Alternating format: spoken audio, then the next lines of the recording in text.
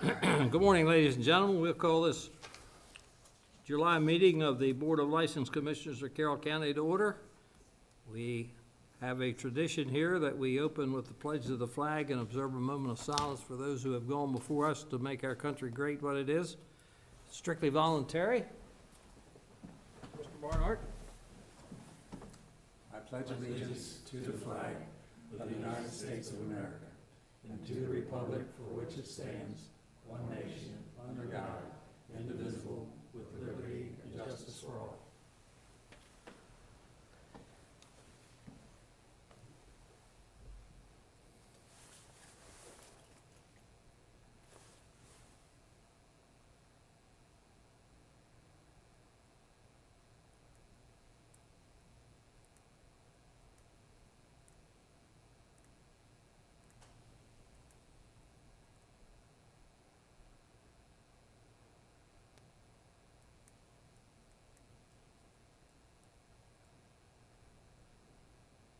Thank you. You may be seated.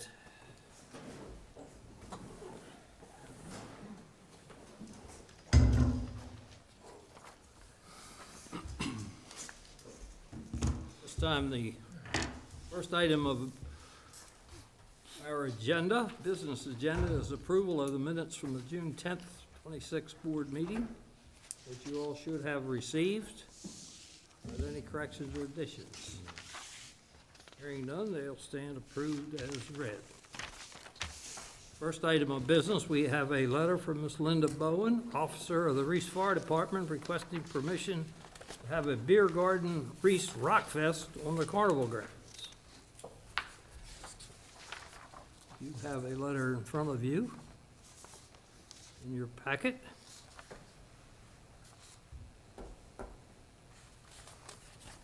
Give you a moment to check that over along with the diagram. In preference to that, the next item is also a letter from Bowen to have a beer garden for the big money drawing on the carnival grounds, which is, I don't know how many years, but many years it has been. 17. With that, Linda, you want to tell us a little bit about the background, what you want to do, and how you're going to do it, and all the good things? Alrighty. We were called here, Keith called me, and when I turned the letter in for the Reese Rock Fest, this will be our first one we're having on August 29th. John beside me, he's the gentleman that is running it. He asked if the fire company could do the alcohol at the event. So, talked to Keith, he said I had to write up had to show a map where they were gonna be coming in, where the alcohol was going to be served, and the security company that John's gonna be using, that's gonna be at the fence from the time it starts till it ends, and they will be in charge of carting everybody wearing wristbands. Linda, state your name and address for the record, please. Linda Bowen, 602 Elm Street, Westminster, Maryland, 21157. Thank you.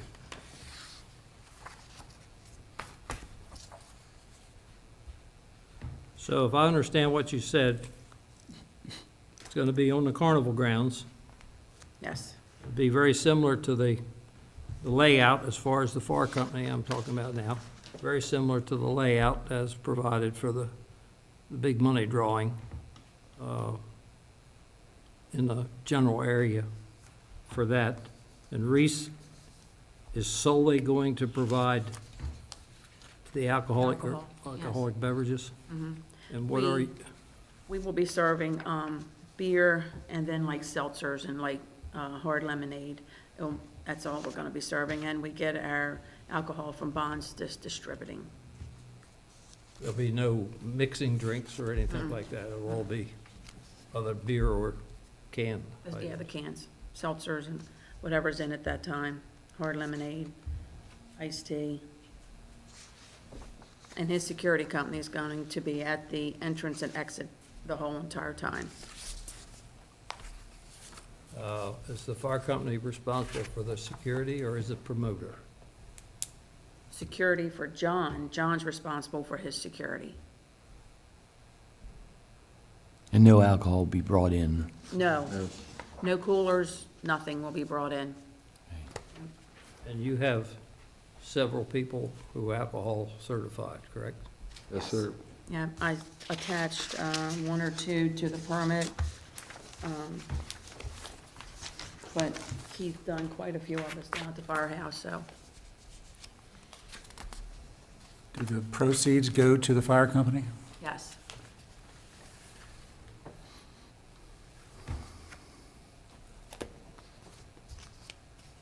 Questions, gentlemen? Oh, Ms. Linda? That's the only question I had. Jesse, do you want to say anything before I call on the other gentleman? Yeah, she covered everything.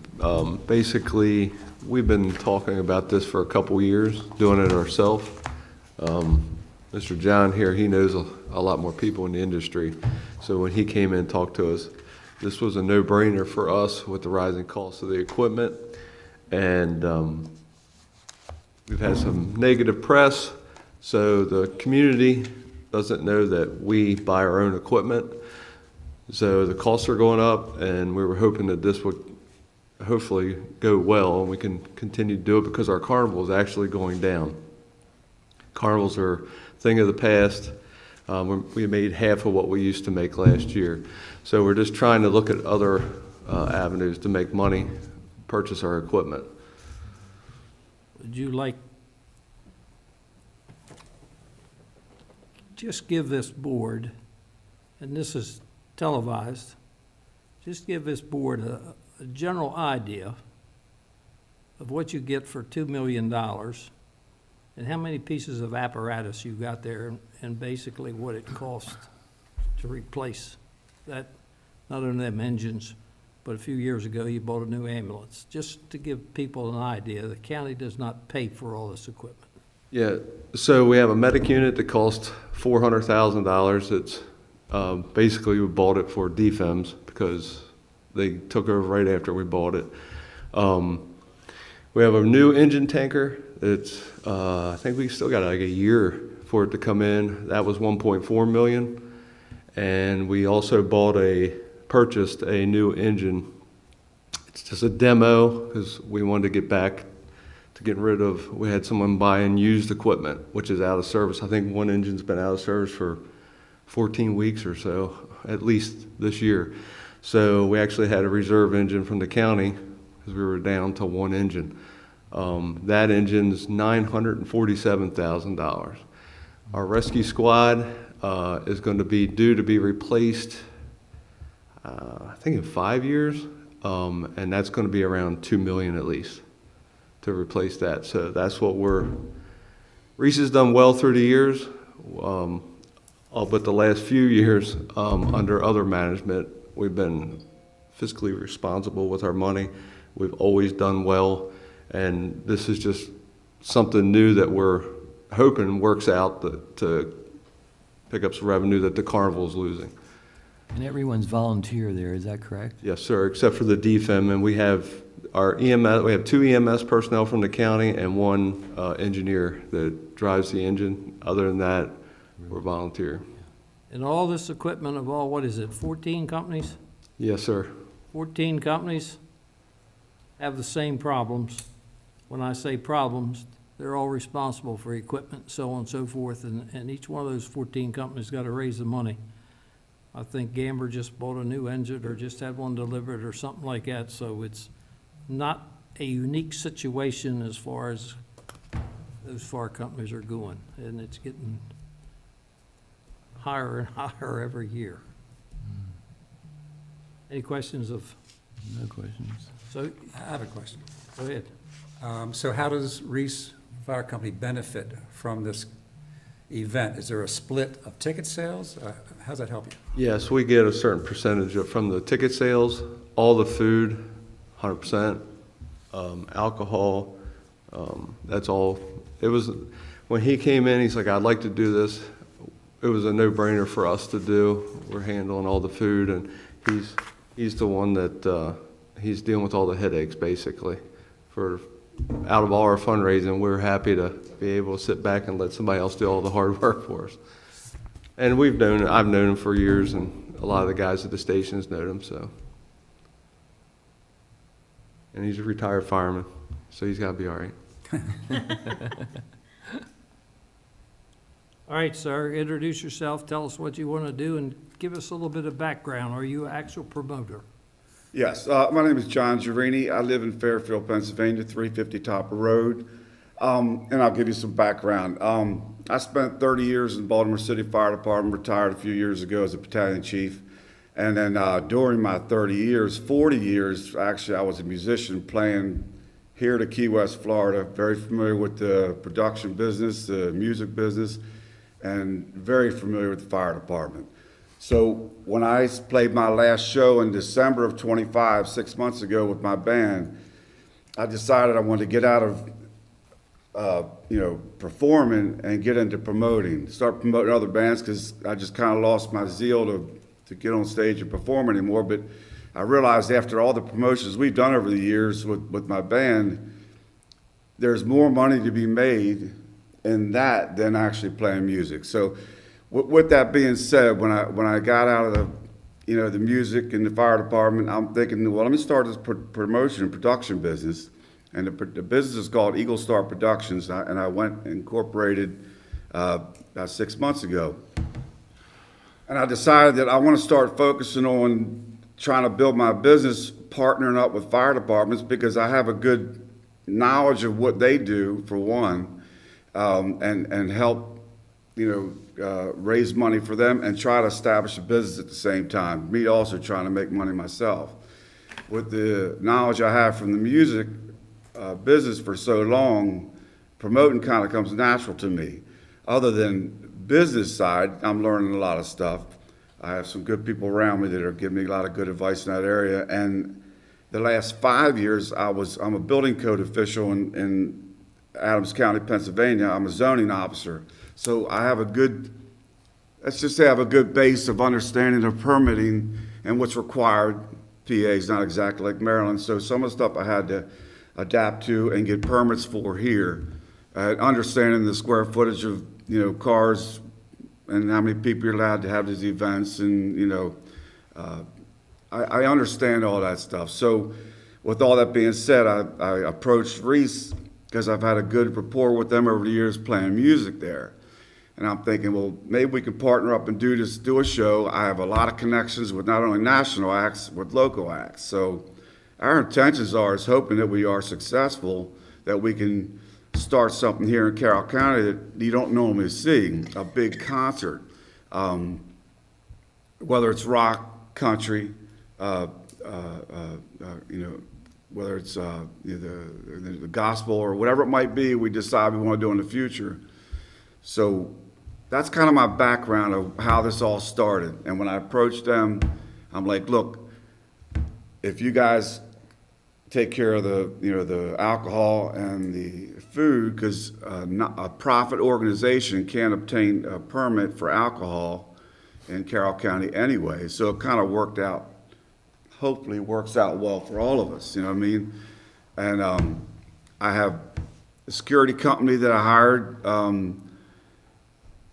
They base it off of how many people they need, of how many people you're anticipating to have, or roughly have.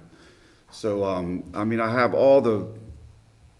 have everything I really pretty much need. We bring our own power, generators. We're not relying on their power there. Some porta potties have to be added to what they do because state regulations for this event from a profit organization has to follow Maryland law, when a nonprofit doesn't have to follow the same stuff, and we all know that. I know that the carnival brings in more people than probably we're going to have at this, in general.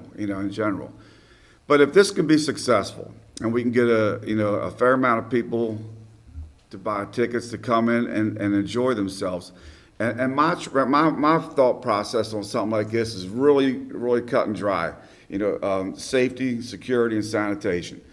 I don't go to concerts. I performed in front of thousands of people for 40 years, and I never went to concerts. I couldn't stand being in the crowd, couldn't stand dealing with all that personally. On stage, it was a whole different ballgame. I didn't have to deal with all that. But if I ever did go, and I did go every once in a while, if the place wasn't clean and there wasn't good security, I didn't want no part of it. So my frame of mind is the same way. So I have people that are just assigned to keep the trash cans clean and pick up any trash, keep the bathrooms clean, and security to make sure people are following, the rules of what's going on. So I pretty much feel like I've put most everything I need in place. I'm sure when we're done, this is all over, we're going to get together and we're going to review, just like an after incident report these guys do when they get on a emergency scene. We're going to go over and say, hey, what worked, what didn't work, how can we make it better? So my thought process is thinking a lot bigger in the future, and hopefully this can grow into something that could be a staple here in the community, because we don't have that kind of stuff here, and if we don't do it here personally, somebody will do it somewhere else. And I will be trying to do about 2 or 3 shows a year, whether it be in Pennsylvania or Maryland or maybe Ocean City. I'm talking to a lot of different entities of places I've played. I mean, I've played from here to Key West, so, but right now our focus is, the way I'm looking at it, we're gonna sink or swim. If this isn't successful, I don't have a business. If this is successful, I got a little bit of clout to say, look, I got all my ducks in order, I can do this, I can probably go other places and then get the acknowledgement from Reese where I'm gonna go in the future and other places for other shows. So it's kind of like a sink or swim for me with this. So I'm trying to make sure everything is covered, and I want people to be able to come to the event, feel safe, comfortable, and have a good time. And they're offering, the alcohol you speak, and that's one of the main reasons we're here. Most people don't want to go to an event and drink beer all day long or have beer. Most people don't drink beer. So they're offering the spritzers, the hard lemonade, something a little different. And that was something we discussed, and I really urge that they give some thought to that, because I know me, I'm not a beer drinker. I'm not a drinker at all, but I don't like being stuck doing one thing all day. So they're making a good array of food to offer and pretty good array of the alcoholic beverages. And it's a 21 and older event. Everybody will be checked when they come in. Everybody wears a tag. As a matter of fact, the tags even say Reese Rockfest on it. The security company will be briefed on exactly what they're supposed to do. The backstage members, there'll be about 60 people throughout the day. There's 4 bands. So between the crew and the bands, they'll have backstage passes, and this area is all marked off. And I have a couple copies. You guys are welcome to review this. I have it here with me if you just want to get an idea of the layout. And the stage that's been hired, company, meets all regulations with building code. So with all my background in zoning, building code, I'm a building code official, certified now, and a retired battalion chief, and let's just say an okay musician for 40 years to be successful. So, Let me ask you 3 questions. pardon me? Is this your first event promoting? Yes, sir, it is. Well, my bands, I've done that for, Forget your bands. We Forget- got a band manager right here. exactly. This is my first event outside of playing music, yes. My second question is this. Is there any way in that contract that you have with the fire company that the fire company can lose money?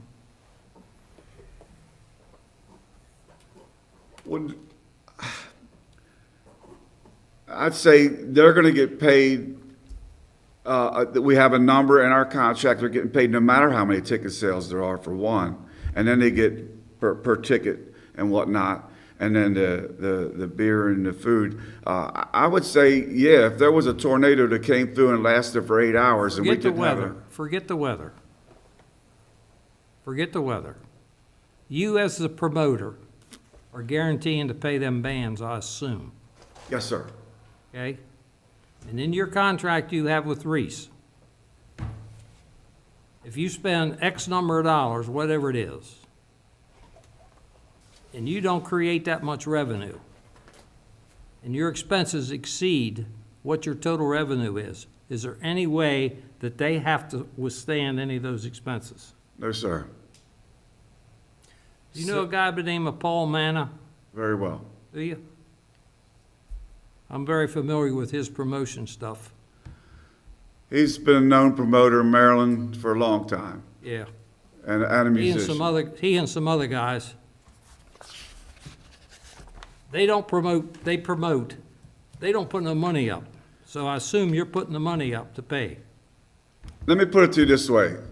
I would much rather be making what they're gonna make than what I'm gonna make, okay?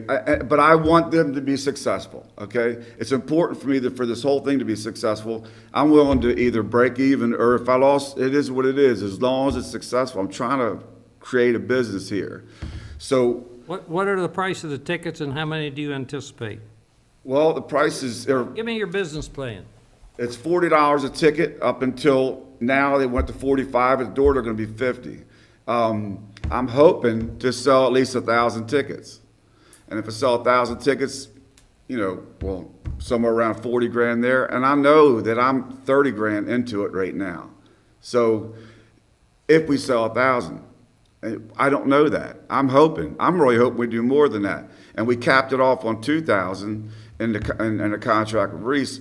I'd be ecstatic if that happened, but I don't really anticipate that. I'm hoping that at least we get to 1,000, and after expenses, I gotta get to about 800 tickets to break even.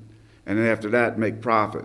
So I would in the future, I would address things, you know, a little better, so to speak, for the business, my business purposes. But I want this to be successful, and I want them to be successful. It's important to me. If this goes well for us and them, it gives me at least some backing from them to move forward to do other things in the future. We can discuss details in the future, and that's something we can do at any time. May I ask you a question? Yes, In the contract that you have with Reese, is there a guarantee and then a back end? yes, Okay. So they're guaranteed the guarantee, yes, sir. regardless of ticket sales? Yes, sir. And then they make money on the back end? Yes, sir. Who's carrying the liability policy? I am. Okay. Well, I have it all with me. So, a $3 million policy, it's all required through the state. This is not just what I asked for. This is where I have to meet, requirements from state regulations, not just county regulations. So County in that regulations, in that policy, Reese is covered under that too, right? it's blanketed through the whole Okay. system. That's why we Yeah. know. Yes, sir. Yes. Your security is Wolf or just their security? It's Wolf Security Company. In other words, your security that you're responsible for is Wolf too. Yes, sir. They've already been contracted. It's already, all this is in motion. I couldn't get the zoning permit or the health department permit if this all wasn't in motion. I have both. I have a copy of this stuff with me for anybody's view, or I've been dealing with Lisa Staley over at the Staley at the health department in reference to that. So I feel I've been very diligent in paying attention to the details of everything going on, from the music side, from the promotion side to the permit side.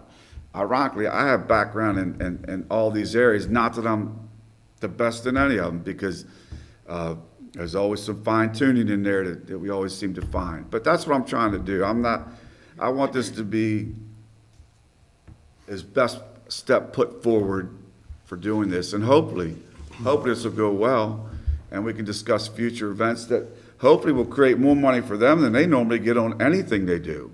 And that's what I'm hoping. Because what if they do better, then my business will. Everybody does better. Yes, sir. So I want to let you know, when he first came and brought this to us, we were hesitant. So we did get our lawyers involved with it. Our lawyer set up the contract, and he was the one that said, this is a good thing to do. You're not gonna lose on this. So I just want to let you know, we were a little hesitant at first. We got our lawyer involved, and he said it's a no-brainer. Is Reese holding a deposit from the promoter?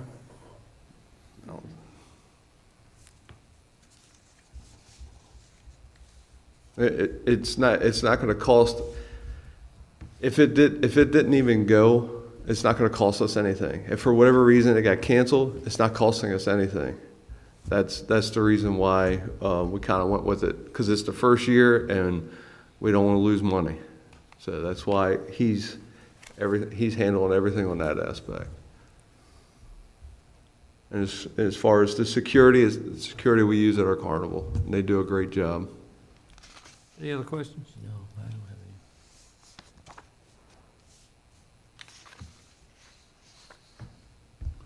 And by the way, I know Paul Mann is a promoter, I know him as a musician, I don't know him personally as in his integrity, so, by me saying I know him, I hope you're not making a. No, You're not telling me that, oh, well, he's friends with him and this guy's not good, I don't know, I'm just telling you, I know him as a musician and a promoter, so you asked He if I know him. handles the entertainment for another outfit that I'm quite familiar with. I know some of the ins and outs and some of the questions that I ask you, other promoters and so on and so forth. When you're talking about $400,000 for acts and so on and so forth, no promoter will do that on his own. The organization's gonna participate in it, because he ain't gonna put out $400,000 for an act. That's the reason I asked you that stuff. He'll put You it confirmed there's a out. guarantee. Pardon me? You did confirm there's a guarantee. Yeah. I'm sorry, I'm sorry.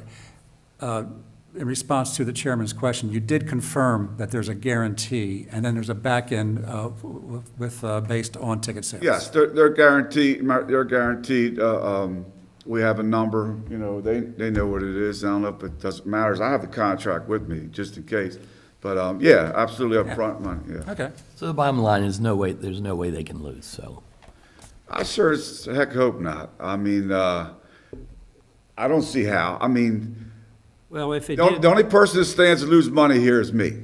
That's the bottom line, okay? I already have plenty of money out, and then the health department made me put up a $20,000 cash bond just to put a permit in, just for the application, which I thought was highly odd, but it is in what it Maryland is. now, not Pennsylvania.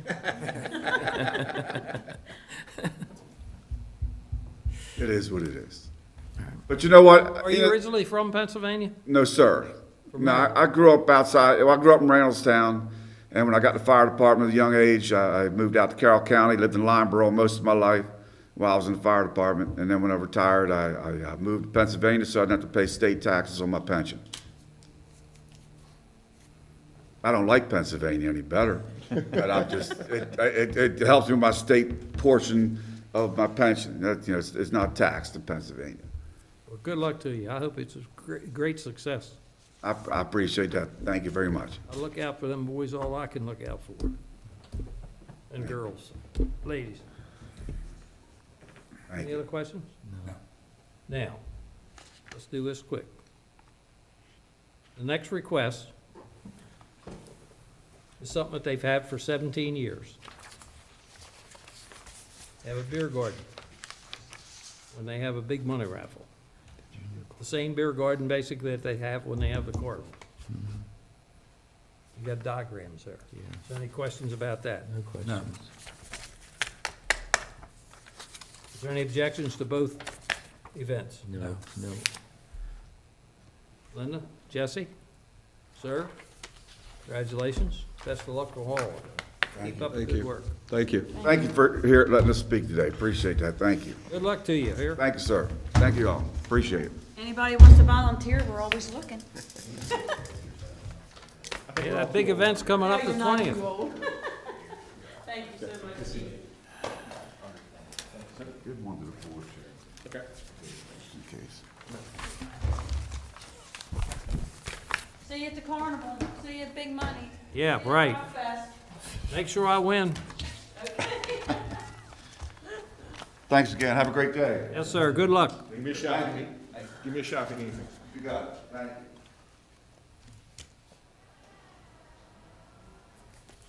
I guess the next order of business is our 1030 case here, 1030 case.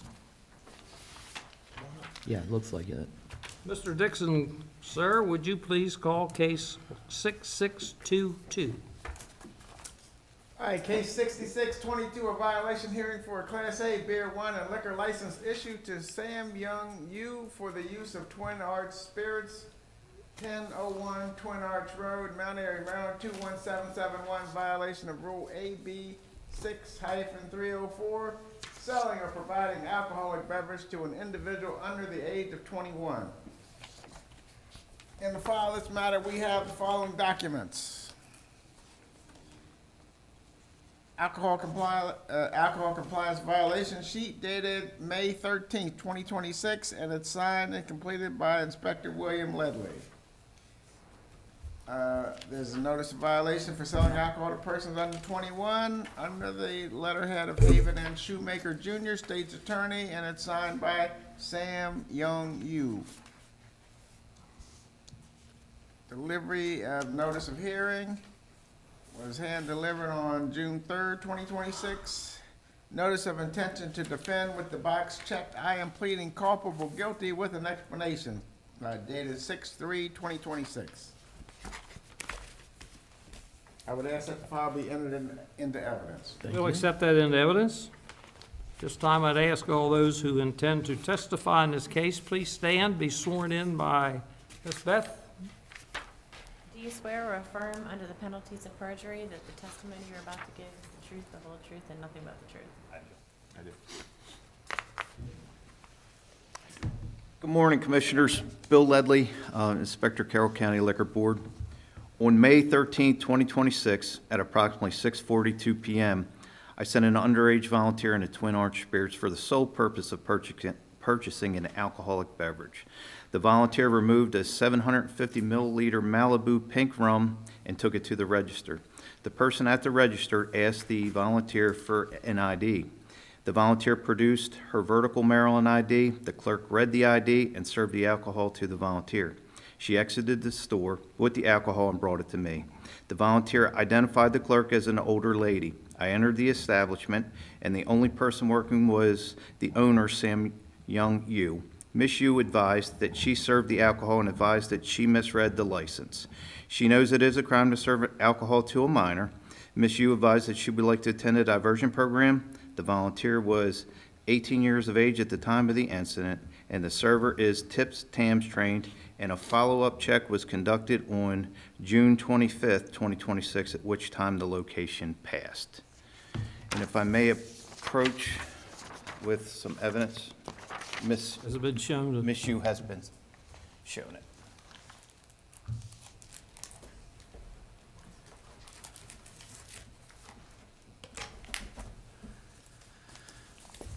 You said the server was alcohol trained? Yes, sir. And she was the server, sitting seated to my right.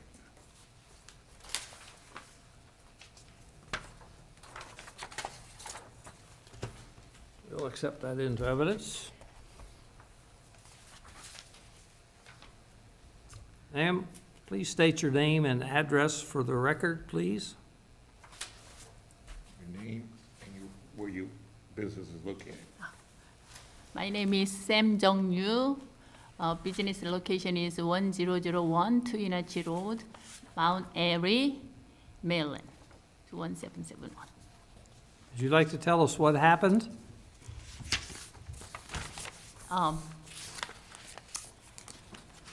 I know I cannot sell the alcohol liquor to the minor, but I was check the license, but I was missing the right location. I just check the issue date. I got confusing. Issue date is right below the date and birth, but I got confusing that location is the birthday location, so I got a miss spot. So pretty much I has been silly.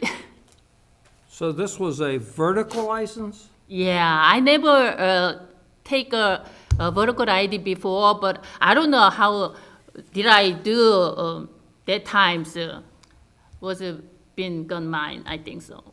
And you are TIPS or TAM certified? Yes. What course did you take? 잘 모르겠는데. What was the name of the course? Just the TAM. It was TAM? Yeah. Okay. TAM certification, Yes. Techniques in Alcohol Management. Do they not, No, they do. They know the difference between a vertical and a horizontal. How long ago did you take that course? 21 years? 21 years ago? No. Every 4 years? Correct. Yeah, every Is 4 it- years. In other yeah. words, it's up to date. I'm sorry? Is it current? Is it? Yeah, good? yes. I've been last year, I think So what's your policy for vertical license? Do you take vertical license or you No. don't take it? So why did you take it this time? I don't know, I'm sorry. No? Feel very silly. I has been business almost exactly 21 years so far, but I never do like that. So I don't know why I did like that times. So I got a very stupid right now. Have you ever had a violation before in the I past? don't- Have they ever had any, you know, on their record? No, he's looking at Tim's. Oh, I mean, you can answer the question. No, but this is the backup. Yeah, well, Twin Arch Spirits, Since 2020, they haven't had any violations. since 2020? I don't know prior to that. How many people work for you? Me and my husband. 19? 2019, there's a violation. That's for the tavern, isn't it? That's for, It says Twin Arts Okay. Spirits. so you had one in 20, was that sale to minor? Yes. 2019, July 11th, 2019. Okay, thank you.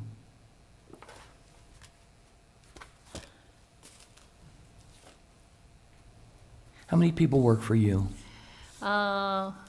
Mainly me and my husband, and sometimes Saturday, part-times. And how long have you owned that? 21 years. 21 years, okay.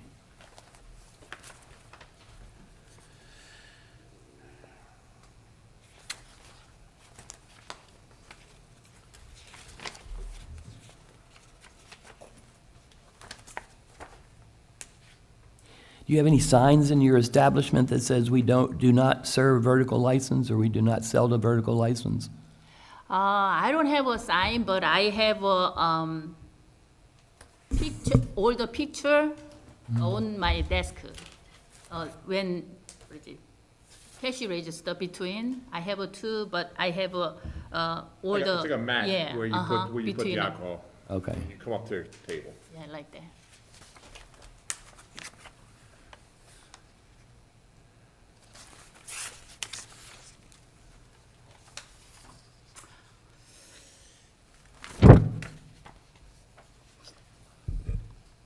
Does it show, it only shows one violation in 2019? Nothing prior to that? Let's see here.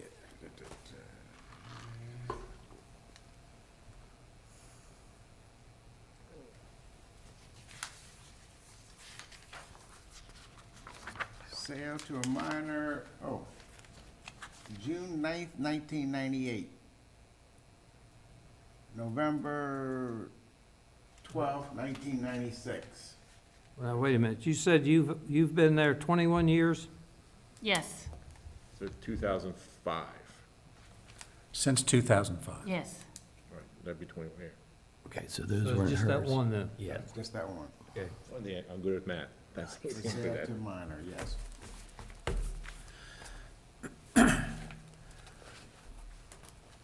So this would be the second violation in 21 years? The last one was 2019, so that was not hers either, right? Oh, no, no. That was hers? It was hers, When did she take over possession? 2005. 2005. Okay, okay. So looking at the wave chart, since that violation back in 2019, there have been 6 successful underage checks. Does that sound right? Oh, because I was facing that way. You've been checked 6 times successfully and passed 6 times. Yeah, Since 2019. And when you pass successfully, isn't there a letter that should be in the file? Yes, there should be a letter in the file. Okay.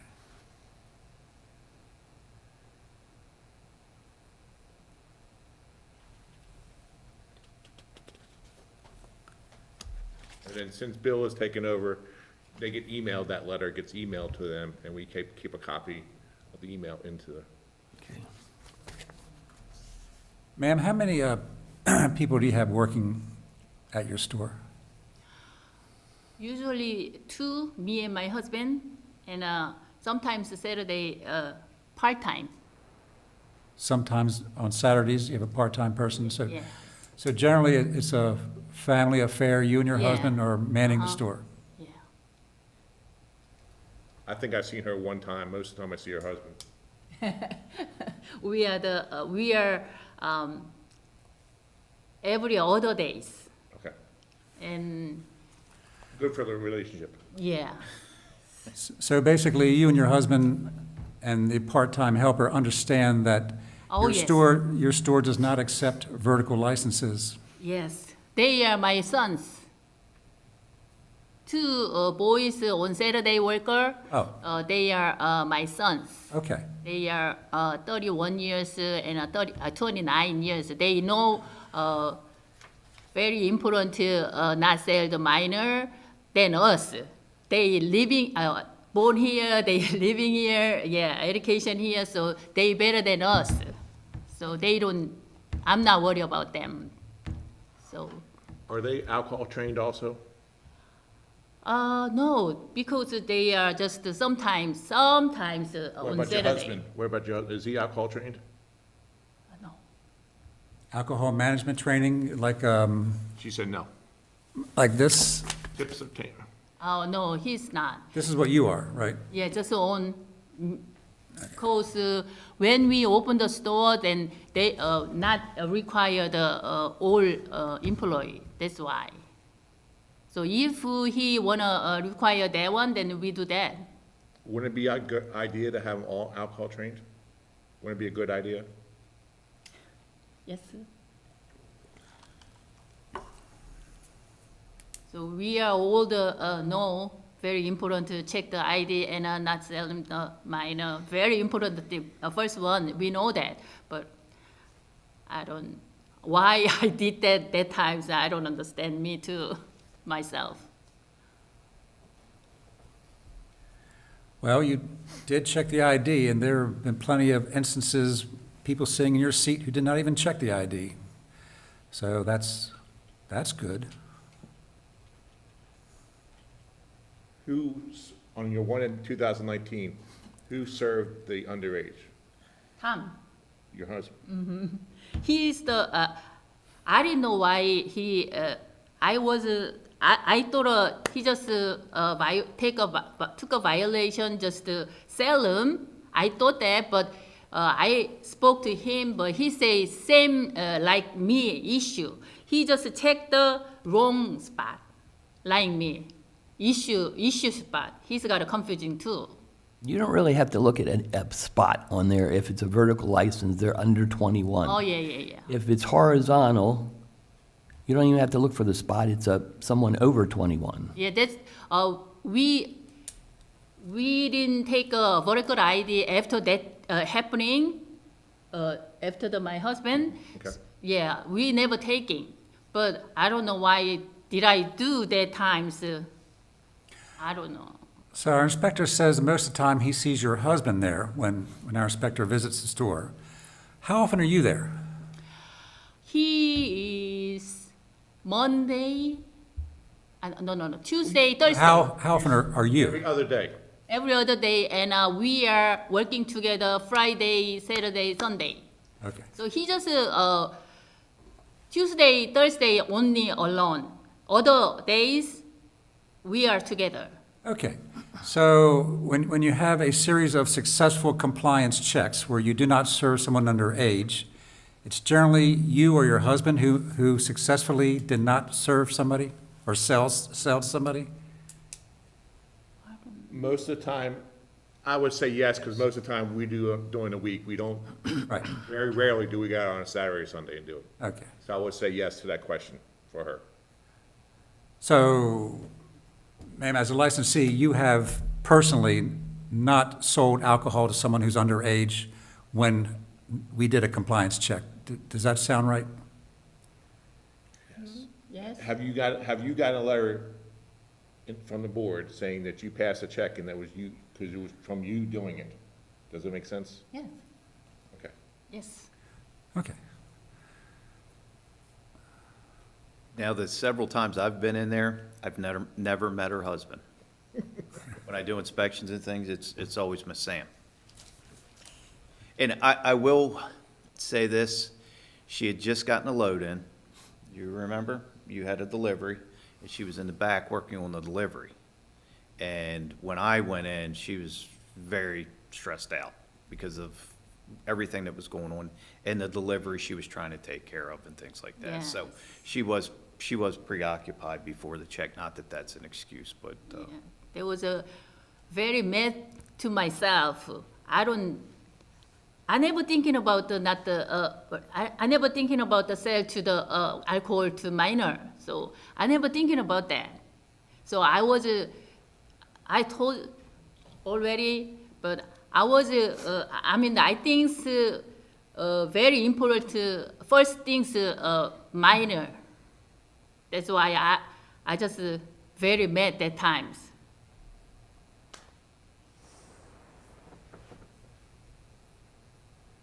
Myself. You know. Any further questions? No. If there are no further questions, testimony and evidence is now closed. We will go into any final comments that you would like to make before we deliberate on the validity of the charge. Would you like to say anything else, Mr. Young? You want to say, do you want to add anything to what you testified? Do you? Okay, say no. Director was Ledford, do you have any final comments? no, sir. With that, testimony and evidence has been presented and is now closed. We will decide Name tag. as a commission the merits of the case and come to a conclusion, hopefully. Gentlemen, you've heard the testimony and evidence as presented. I always find these cases amazing to me because the only person in this business is alcohol trained and has a mat at the register that says we don't sell to vertical license, but then she sells to vertical license. And I understand you were stressed out that day, but there's one thing that you did say to me was I wasn't thinking about a minor. In my opinion, I take it very serious selling to minors in this county. And I think that's the first thing you need to think about before anything else, is whether the person you're selling this alcohol to is under the age of 21. And I'm a little disappointed that you went through TAM's certification and you don't realize that vertical license are under 21 and you're looking for a spot. There's no need to look for a spot on a vertical license for a date. That person's under 21. So hopefully this won't happen again, but it's very discouraging to me. Ma'am, I will agree with everything that my fellow commissioner just said to you.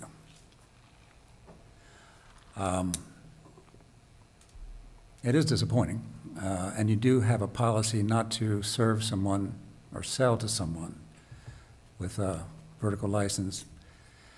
Now, in your favor, there are a few good points I want to put on the record, is that this is only your second violation in a long number of years. So you have successfully avoided this problem before. And that in 2019, which is beyond our general 5-year window of look back, since then you had at least 6 successful compliance checks where you did not sell to somebody underage. That's good. And you are amenable to having everyone trained in alcohol management techniques at your store. That's good too. And you have the signage. But I have to agree with Commissioner Harmoning that that the problems that you present to us today outweigh your good record, or reasonably good record. And I do agree that you probably will be, in the future, more sensitive. The volunteer is a fairly young-looking person. And it should have, just by looking at that person, it should have triggered an interest in the age, in my opinion. I'm prepared to make a motion, Mr. Chairman, unless there's anything further to be said by anybody on the board. No further comment. Mr. Chairman, in the case number 6622, I find that the licensee, I move that we find the licensee culpable for selling to an underage person an alcoholic beverage in violation of Alcoholic Beverage Article Section 6-304, and that we assess a fine of $300. Heard the reading of the motion. Is there a second to the motion? I second that. Motion's been properly made and seconded that we find the licensee culpable of violation of Rule AB 6-302, which is selling or providing alcoholic beverages to an individual under the age of 21, and issue a fine of $300. Is there any further discussion on the motion? No. Hearing none, all those in favor signify by saying aye. Aye. Opposed, no, so ordered. Ms. Young, we find you culpable of violating Rule AB 6-304 of selling or providing alcoholic beverages to an individual under the age of 21, and assess a fine of $300, of which you have 30 days to satisfy the fine upon written notice of the action of this board. Didn't Chris Beck take over? Do you have any questions? No, sir. Thank you very much, and good luck to you, and we wish you more success and hope we don't see you back here under these circumstances again. Okay. You understand? Thank you.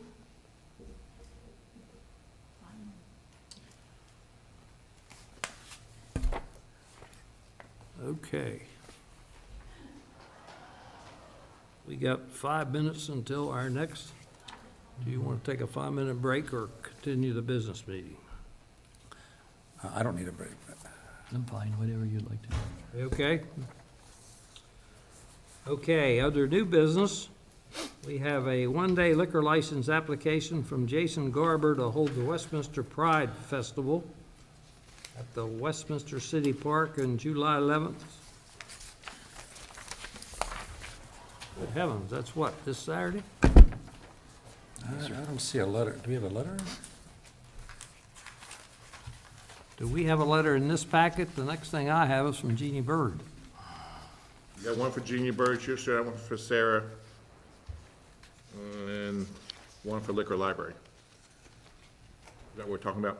No, we're talking the about, one-day liquor licenses, you didn't make copies of these. Right, I don't make I don't make copies of that, that's too much. I already killed enough trees. So Beth should pass that out, yeah, because there's back and front and.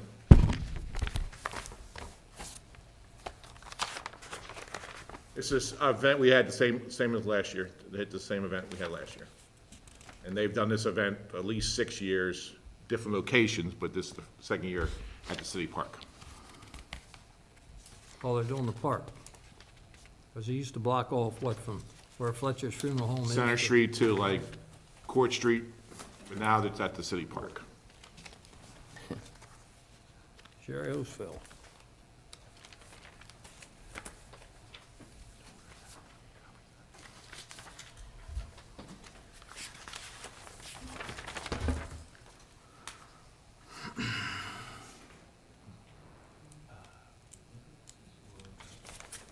So this is a new location, this chart I'm looking at? No, they had it last year there. It had the park last year? Last year, it's the same location, but it's this 6th year, I think we've done it, 5 or 6 years they've done it.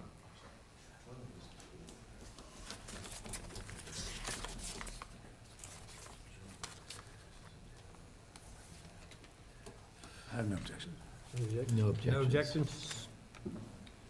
Okay, well, we do another one real quick. We do have a letter here from Jeannie Bird? Jeannie Bird, Mr. Vogel, and Jeannie Bird, to You should have participate 3 letters, yeah. in the toast to Italy, as well as a letter from Sierra on Main and Liquid Library to participate. Let's do these one at a time. This is the second year of the Toast to Italy. And all these people are inside the think- footprint of it. I think maybe we ought to do Jeannie Bird separately because they're asking for the Irish sell everything here. You have approved Oh, well, they've all. everything else, right? They've This had one. them all but this one, so, Right. okay.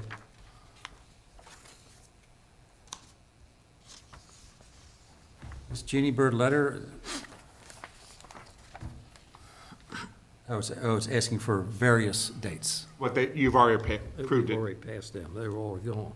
So, They already had the wine stroll, they already had the beer and barbecue stroll. The oyster stroll is coming up in October. That's a typo. None of these are new.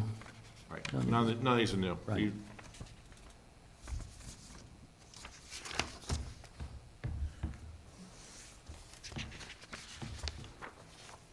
They're all recurring events.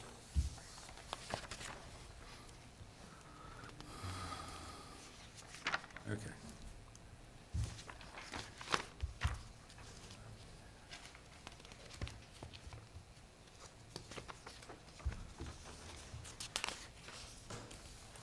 Any objections to the 3 up? No, I don't have any. Okay, with that,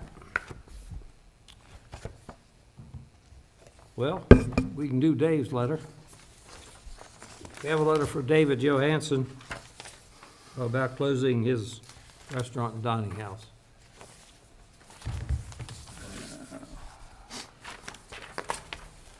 The restaurant closed on Saturday, June 27th.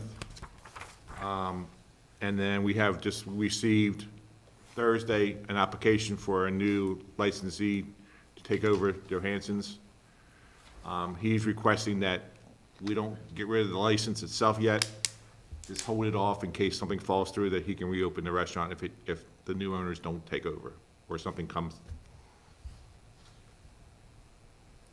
So the new licensee has filed an application? Yes.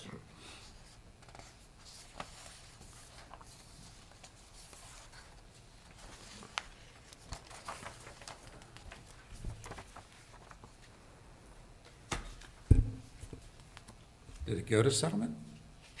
What? It says settlement was July 1? Well, that was who he was hoping for, but it Okay, didn't it happen. has not gone to settlement.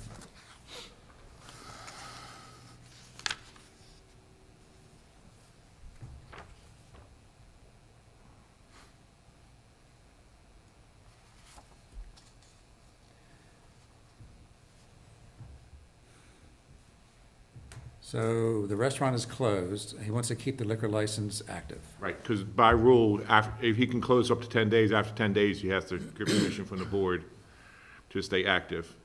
And has it been closed for 10 days yet?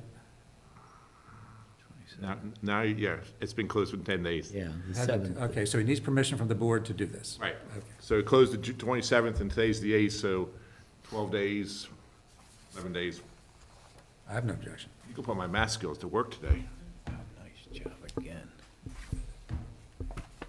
Any objection? No, I have none. Okay. Did he give you a date? What? Did he give you a date of when they're going to settlement? He does, I don't. He I don't doesn't have- know. It'll be after the hearing, the liquor board hearing, so it'll be after August. Oh, okay. Because you can't settle the business without Right, I got you. pending, everything pending board approval.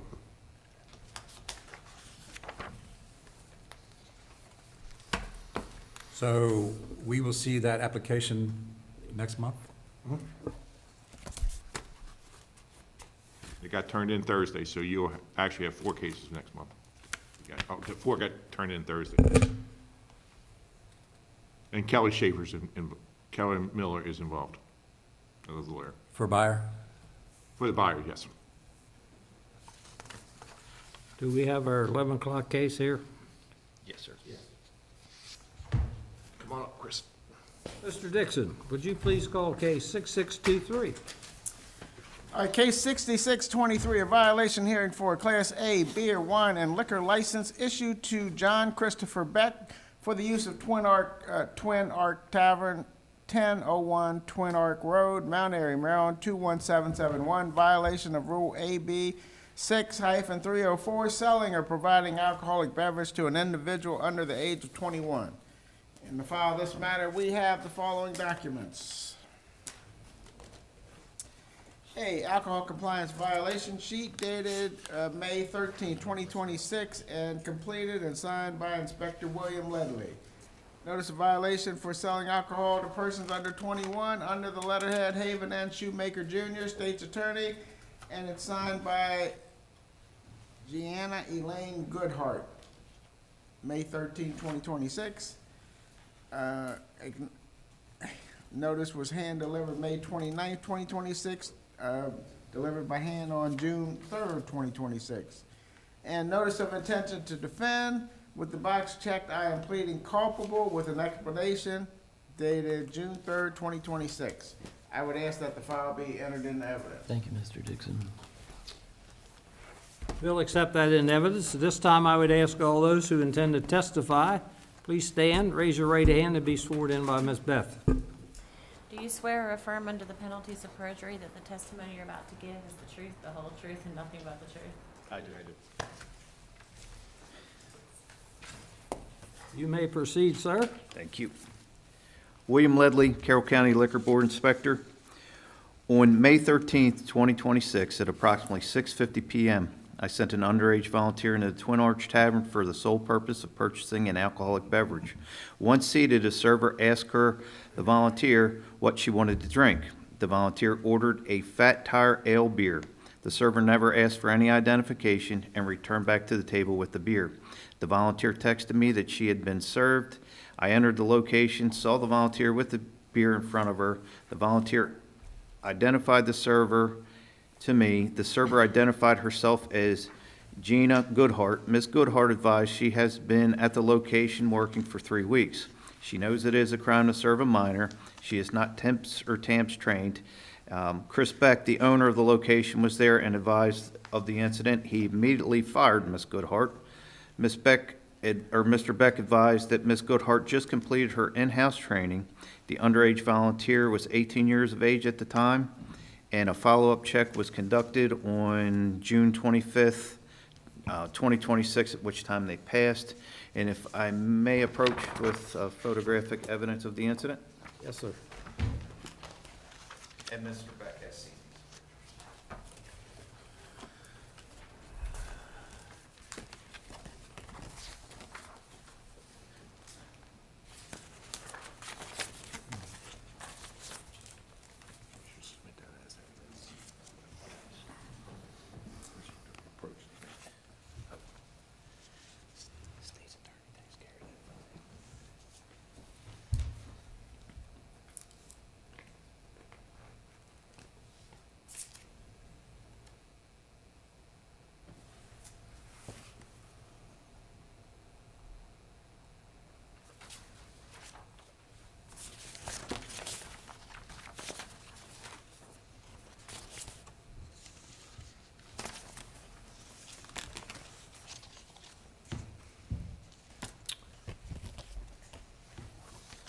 With that, Mr. Beck, you want to tell us what happened and why?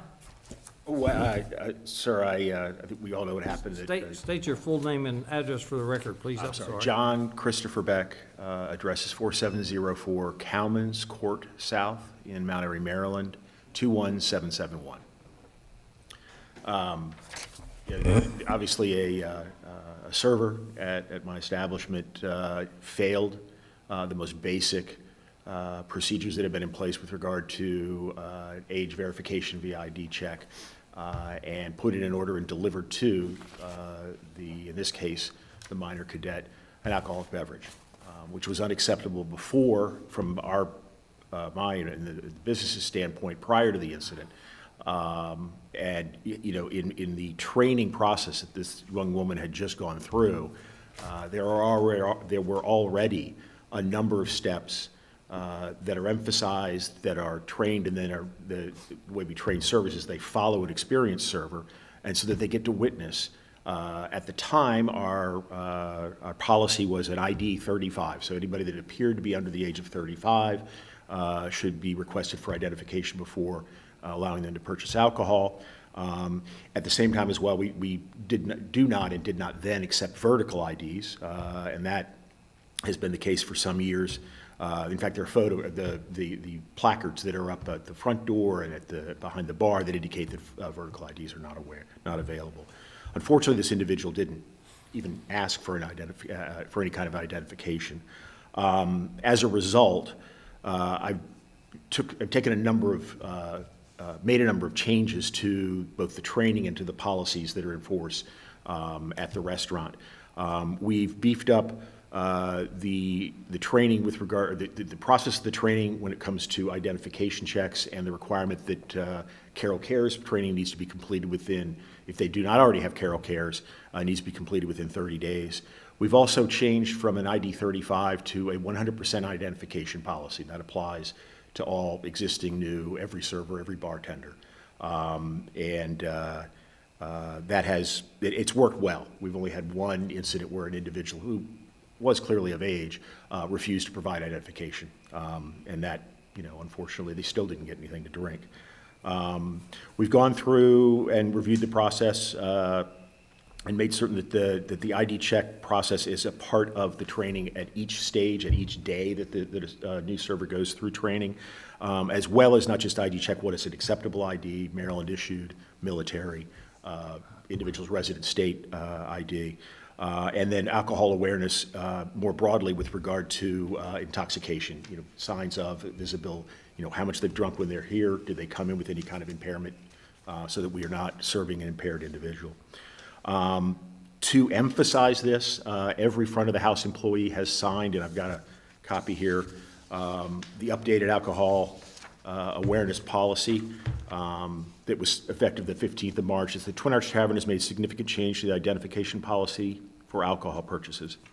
This is a change from past practices, open quote, ID 35 and note of vertical ID, and applies in all areas, dining room, bar area, outside seating area. The Twin Arch Tavern is now a 100% ID check establishment. This change applies to all guests. We continue to deny alcohol service to anyone with a vertical ID. This policy has not changed. Obviously, there are some narrow instances where somebody has a vertical ID and their 21st birthday has passed. We still will not serve them. It is your responsibility to ensure compliance with this policy. We understand this may cause some frustration with guests. You should involve a manager on duty or the owner in any situation where the guest objects to presenting an ID. Please let one of us know if any of you had any questions about the change or how to ensure compliance. And every individual has signed that and dated. I have copies with me. Unfortunately, I brought the original, so I can't give these to where I can give copies because these need to go into their employee files. So when was this new protocol put in effect? May the 15th. May the 15th, okay. It took me about a day to get all the stuff together after the incident. I guess finally, we do have experienced servers who have TIPS style training, not Carol Cares. But we're in the process of getting them all through a Carol Cares class as well, so that they align with everything that the board here has put in place specific to that alcohol awareness. There's no excuse. I take full responsibility. But I am confident that this, and has demonstrated at least once now, that this kind of an incident won't occur again. You know, I can't tell you how upsetting it is for me, and I believe upsetting for the staff that work for me, because they're all committed professionals as well. This is just an unfortunate aberration. Gentlemen, questions? So you had a prior in 22. Was that? That was the old. That was the old man, the old owner? Yes. We just noticed we had to remove that from. Okay, you have to remove that, so you did not. That's correct. All right. So how long have you been the licensee? March of this year. Is this the first or second compliance check since this gentleman became licensee?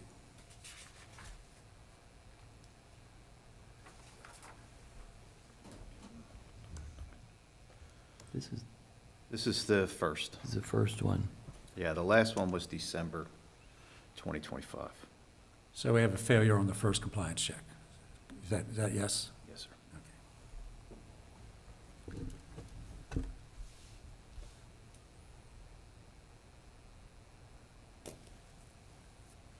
Prior to your new protocol that you adopted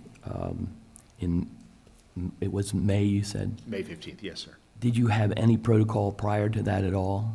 Yes, we did. The protocol was ID 35, so ID anybody that appears to be 35 years or younger. And no vertical IDs, regardless of whether that showed they were over 21 or not, no vertical IDs were acceptable. So did you have that in writing, a policy in writing? It was in writing, it's not been, we never asked anybody to sign off on it. It is in what we call the steps to service, which is what the servers and bartenders are expected to follow with regard to how they interact with guests. It's also a part of the training program. But the material change was taking that discretionary ability away from the servers and bartenders and making it a 100% ID check. Okay. And do you have any signs in your establishment that says we don't serve vertical license? Yes, on the front door, at the entrance, and behind the bar. In addition, I neglected to mention that we've also put an age identifier, one of those little computer screens, at the server station so that they don't have to do any mental math, so that they actually can see, for instance, it would be, July 8, 2005 is the date at which somebody's 21, if it were today. So were all those signs up prior to May 13th? The signs were up prior to May 13th, as well as the computer, so it remains in place. Okay. You're right, it's not a computer, right? Yeah, anyway, The tobacco yes. free giveaway that we give for the summer. So now you have a written policy, is that what you're saying? That We- they have to sign? We had a written policy in the past. We have an enhanced written policy that I've required everybody to sign off on. Okay, I see, it's coming my way.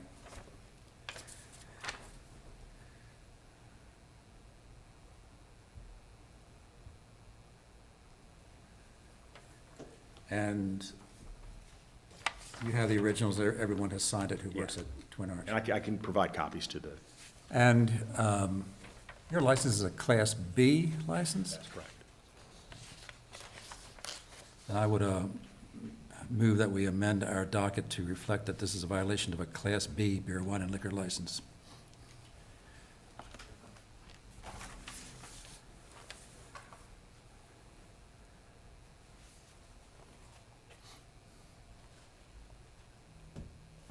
Any other questions? No. Inspector Harmony, any other I questions? don't have any other questions. If there are no other questions, testimony and evidence has been presented, is now closed. Would you like to make any final comments before we deliberate? The only thing I would conclude with is that, this has been a horrible experience, and one that I'm confident we won't repeat again, and I appreciate your understanding and discretion in the matter. Inspector, any final comments? No, sir. With that, I'd like to add, Chris is always there. He's one of the licensees that's actually on premise, on site. Every time I've done that and checked on him, he sends his people to alcohol training. He comes to the seminar. He's a very hardworking licensee. Thank you. with that, testimony and evidence has been presented and is now closed, and we will deliberate the validity and come to a conclusion as to the violation of selling an alcohol beverage to an individual under the age of 21. Mr. Chairman, I have a few comments to make. Often, when we consider a penalty for a violation and you agree that you're culpable, so we're not tasked with finding culpability, we use a three-pronged test often, and it's in the state law. First prong is severity of the violation, and this is a severe violation, selling to an underage person, as you can imagine. The other is the good faith of the violator. That's, you know, what you present to us as far as your efforts to prevent this from happening, past and present, future. On that issue, I think that you have shown us a good deal of good faith. In your testimony, you gave us the items that you have done to prevent this from happening, and the changes you made to your future policy, ID everyone. You got rid of the don't ID under, ID if they're under 35 looking. And you have signage, not accepting a vertical license, that's also your policy. With the history of prior violations as the third prong, the history of prior violations here is that this is your first violation and the first attempt by this board to do a compliance check, and that's not something that looks very good. So putting those three things together, I wanted to point out how I saw your presentation as being. I think what you have going for you is that you are a good faith licensee, and you're diligent, and I believe that this was not necessarily because of your inaction or your lack of diligence. This sounds like an employee who just didn't get it. Nevertheless, there's a violation, and unfortunately, it's your first check and first violation. So I will leave it up to fellow commissioners to opine and weigh in on how that affects their decisions as well. I agree with everything that Commissioner Barnhart just said. Usually when you have a violation on your very first check, we usually are a little bit more severe with that. But however, you did impress me with what you did after the violation. You implemented a policy, not only by word, but by writing, and you're having all your employees sign that they acknowledge that policy. So I look favorable to that. The unfortunate thing is, it is a violation, and I feel that you take this serious. A lot of our establishments don't take it as serious that I see you have taken it. So that's kind of saved you a little bit here. But unfortunately, it is a violation, and I'm ready to make a motion. Chair will entertain a motion. I find the violation of Class B beer, wine, and liquor license issued to John Christopher Beck for the use of Twin Arch Taverns, Twin Arch Road, Mount Airy, Maryland, violation Rule AB 6-304, selling, providing alcohol to an individual under 21. I find you culpable, and I fine you $300. I second that. I'm sorry.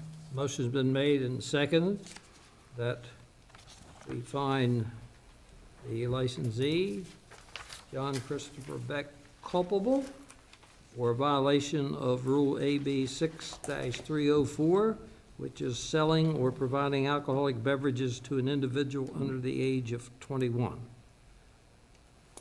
there any further discussion on the motion? No. Hearing none, all those those in favor signify by saying aye. Aye. Opposed, no. So ordered. Mr. Beck, we find you culpable of violating Rule AB 6-304, which is selling or providing alcoholic beverages to an individual under the age of 21, and assess a penalty of $300, of which you will have 30 days to satisfy upon official written notice of the decision of this board. Have any questions? No, sir. Thank you very much, and good luck and good business. Thank you very much. Mr. Benfer, I have a question for you, or Mr. Ledley? Yes, sir. On the photo of this young person that, Beth has a copy, a color copy. You can, what? okay, sorry, I thought you were talking about a different photo. I've not seen vertical license like this. Provisional license across the top. Is that the way they're issued now? He's the Yes, sir. more current police officer. Yes, sir. That means she cannot drive after 12 o'clock. And that gets taken off when they turn 18. 18. So she just needs to update her license, and then she'll be a full, right, she can't have people I've in the never car. seen with that on the vertical license that you've used before. Because when she got that license issued, she's one of our younger volunteers. She's probably 17, She's 18 now. 18 now, right? And this was prior to her 18th birthday. She's actually 19 now. 19. 19. 19 now. Oh, my. We got to talk to her. How do you know? Why, how would I know? Some of her name, anyway, it's I was immaterial. gonna say, did you read you read the name on the license? Yeah, I did. Yes, that is my daughter.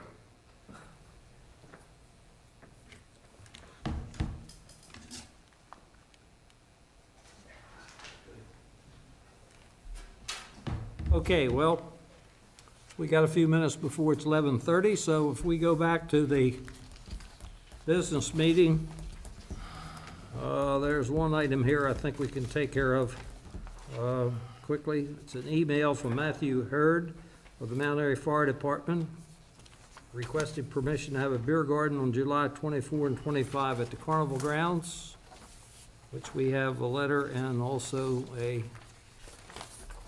Hey, Beth, can you pass the map on that? Yes. The black and white copy didn't do, beer garden disappeared. Yeah, it's gone. yeah.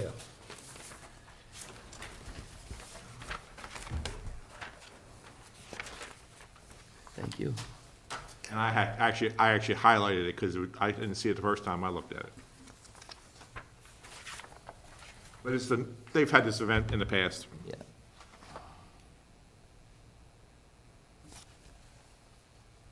We got two certificates in here, a Holly Ellis and we got a Cradoville or something like that. What was that for, Reese? No, that's for Mount Airy, that's for the Mount Airy. Cradoville?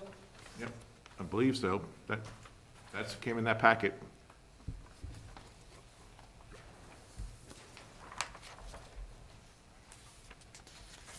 There, your eyes are better than mine. The beer garden is upper right-hand Tell me where corner. it's at without reading red. Right there. Beer garden, off to the side. Yeah, I had, make it look a little better.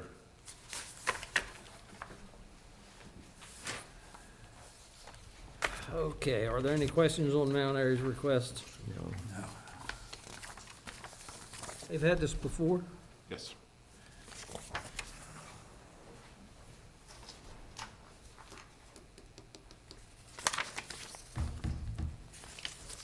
Okay, well, let's take a 5-minute break, whether you need it or not.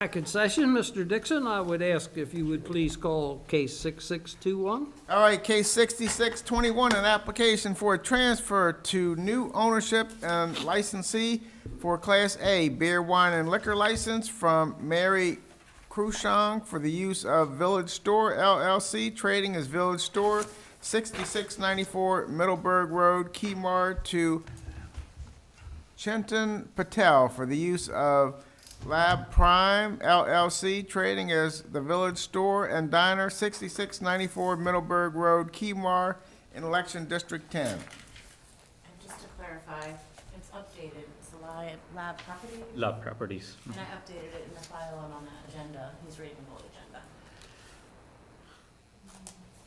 Okay, in the file of this matter, we have the following documents. Notice of public hearing for this case, June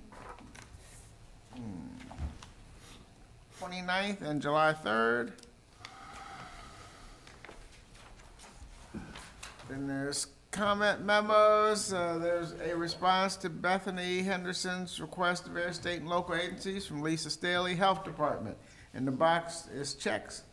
This establishment does not meet the requirements of this office. See attached memorandum. Currently does not meet the requirements of this office. The facility is a change of ownership and must contact our office to conduct this process. There is a response to Bethany Henderson from Belinda Gasell, and the box is checked. The above referenced establishment does meet the requirements of this office. Belinda Gasell, Collections Manager, June 25th, 2026.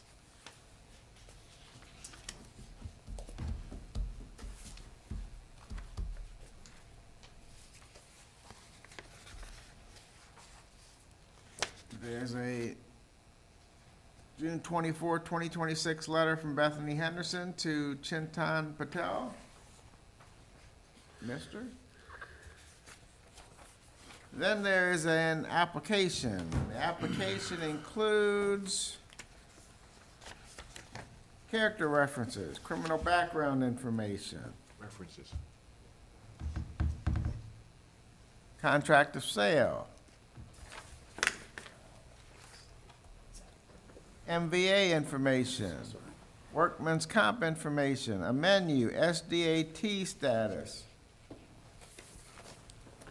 articles of organization, operating financial,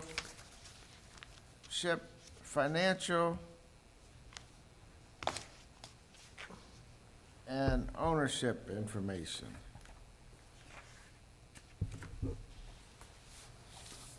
Floor plan, TAM certification, actualization certificate, and licensed establishment. I would ask that the file be entered into evidence. We'll accept that into evidence. This time, I would ask all those who intend to testify in this case, please stand, raise your right hands, and be sworn in by Ms. Beth. Do you swear or affirm under the penalties of perjury that the testimony you're about to give is the whole truth and nothing but the truth? I do. You may be seated.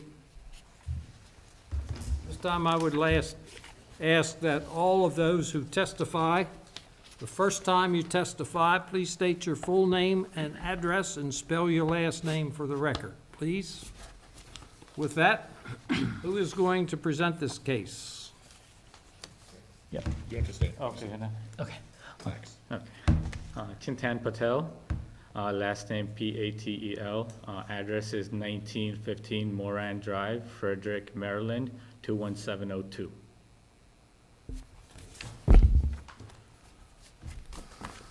You want to tell us what you want to do? I'm kind of purchasing the Village Store in Keymar, property location 6694 Middleburg Road, taking over the ownership from the current owners on August 14th, and maintaining the current store operations and the store hours, along with keeping the regular staff that they have currently at the moment. And following that, growing on increasing customer counts, increasing inventory, and maybe increasing a little bit hours of operations. What experience do you have operating a liquor store? Liquor store, I have worked at a liquor store in Jessup, Maryland, the Woody's, from 2014 to 2018. Other than that, from 2020 to current date, I own a 7-Eleven franchise, handling age-restricted products such as tobacco, some medicine, and lottery. And where? Baltimore. In Baltimore? Baltimore City, yeah. Just one store? Yes.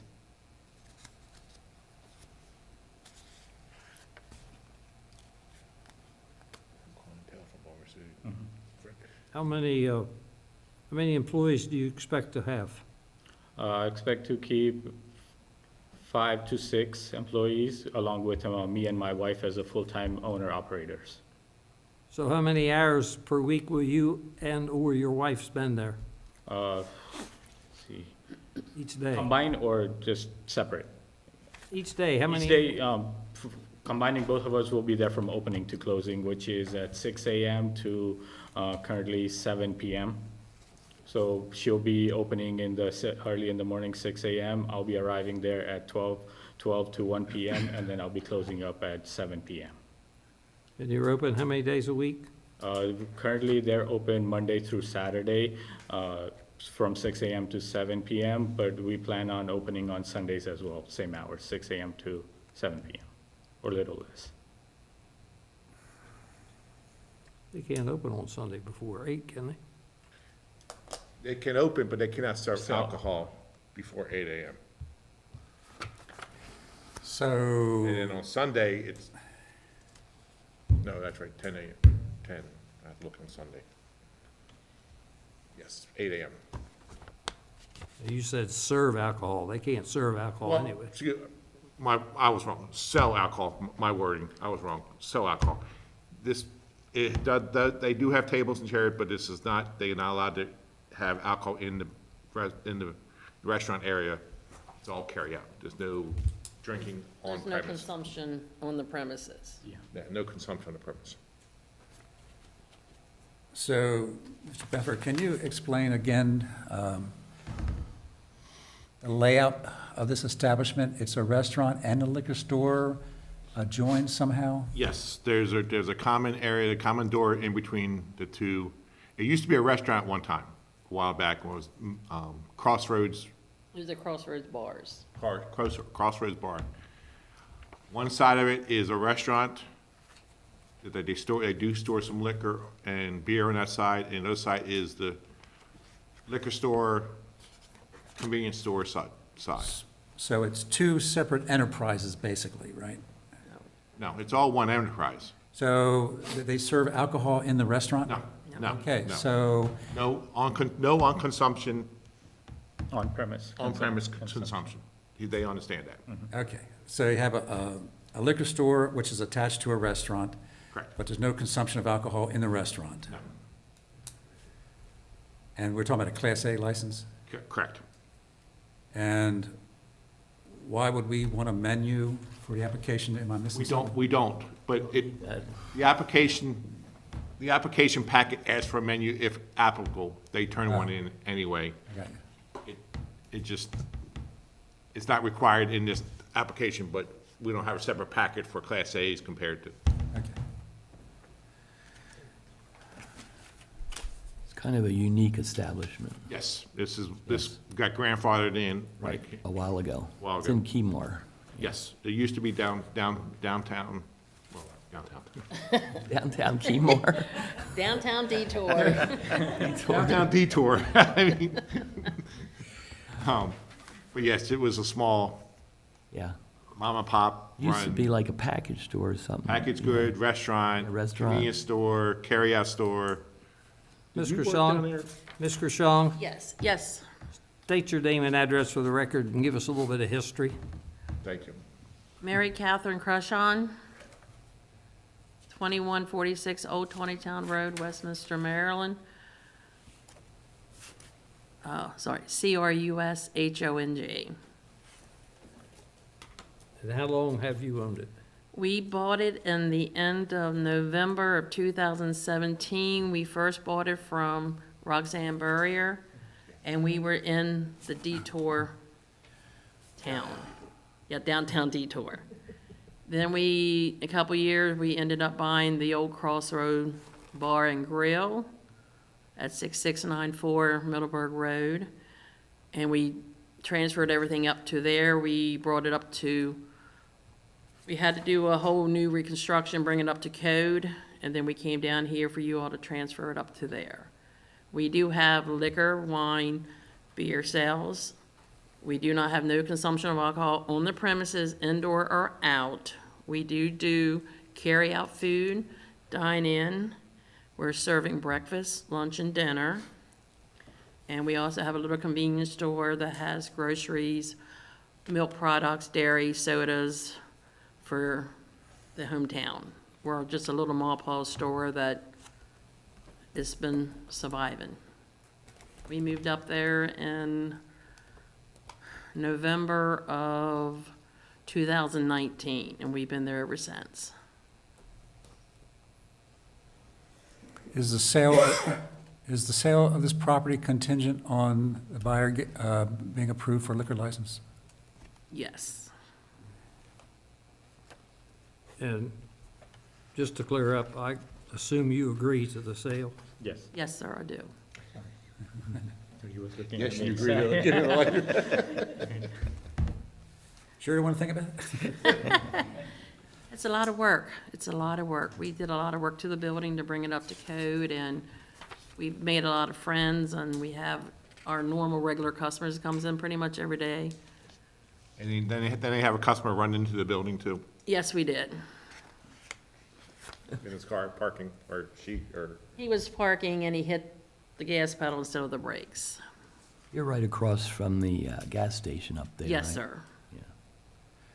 So, Mr. Patel, you had mentioned that you worked at a 7-Eleven or owned a 7-Eleven? No, currently I own a 7-Eleven. You own a 7-Eleven, and you sell a number of products there that are age-restricted, for instance. Can you state for the record that again? I missed it. Yeah, we sell multiple, like, all tobacco products, cigarettes, e-cigs, chewing tobacco on and views, like, multiple. Those are all age restricted, have to be 21 and over, along with some medicines that require to be 18 and over, and obviously Maryland Lottery. You mean over-the-counter medicines that you have to be 18 or over to buy? Some that have like products like alcohol involved, like flu medicine and stuff like that. Over the counter? Yeah, over the counter, yeah.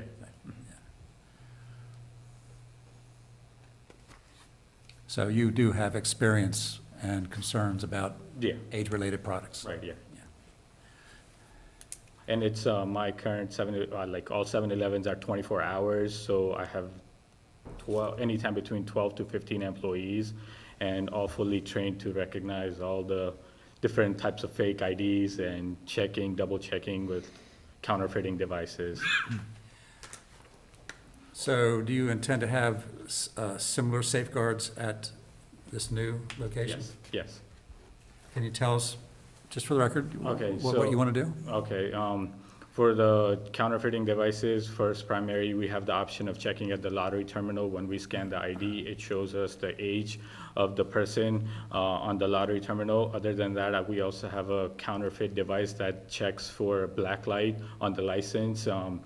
Official Maryland license have the black mark symbol that pops up in the black light.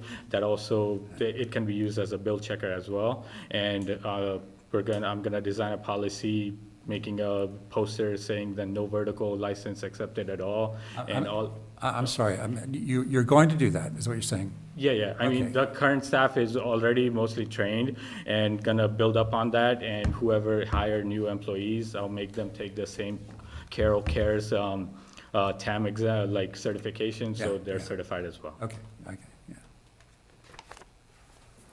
Where do you live, did you Uh, say? Yeah, 1915 Moran Drive, Frederick. Oh, Frederick, okay. And you worked down in Jessup. Did you work at that liquor store, or did you own it? Yeah, no, I worked. How long did you work there? 4 years. 4 years? Yeah. They have any issues with sale to minors down there? Not that I was aware, not during my shifts. because I was working while I was studying at UMBC as well, so I was only mostly there during evening shifts, but not to my knowledge. The owners didn't share with me. What was your major at UMBC? Business management. Business management.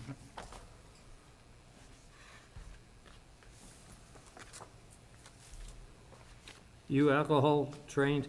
Yes.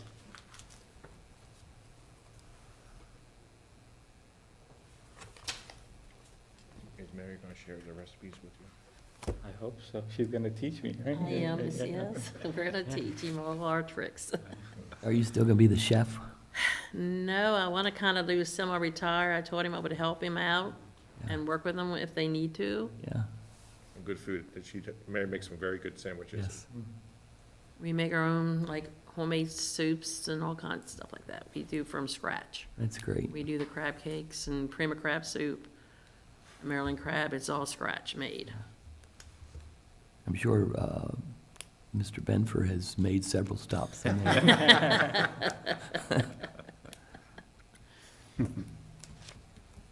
You need supplies when you're that far out. Yeah. Yes, you do. You get my supply.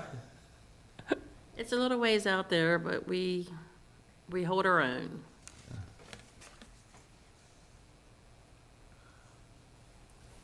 Sure, I try to work for you at least. Any other questions? 25 to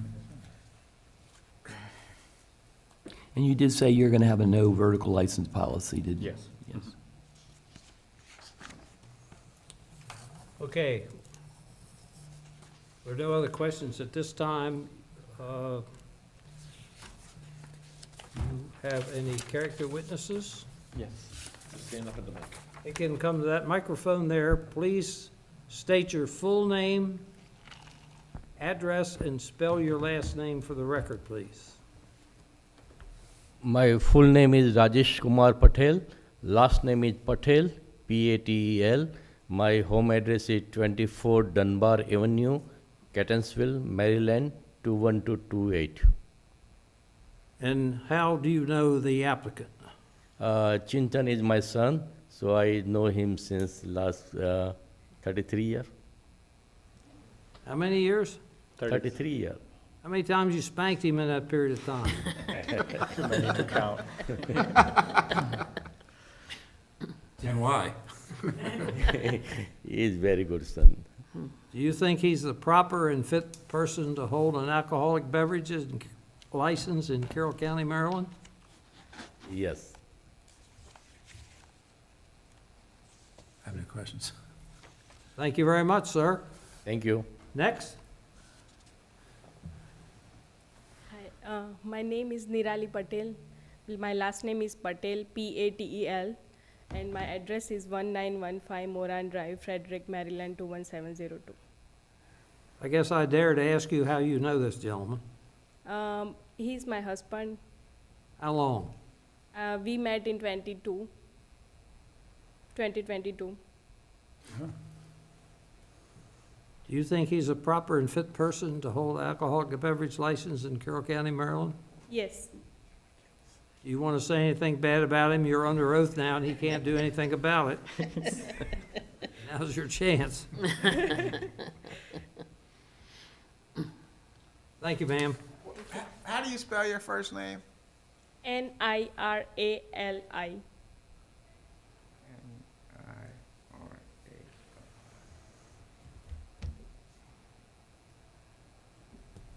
Thank you. Thank you. And the father, how do you spell your first name? Rajeshkumar,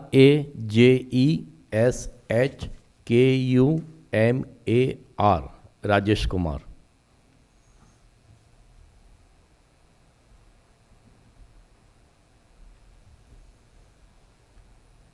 Thank you. Yes, ma'am. Hi, good morning. My name is Raksha Ben Patel. I live at 24 Dunbar Avenue, 21228, Maryland, Catonsville.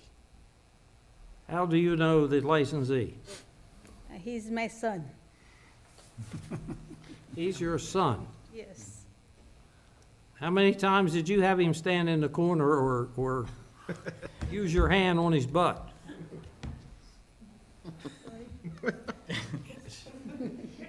I should not get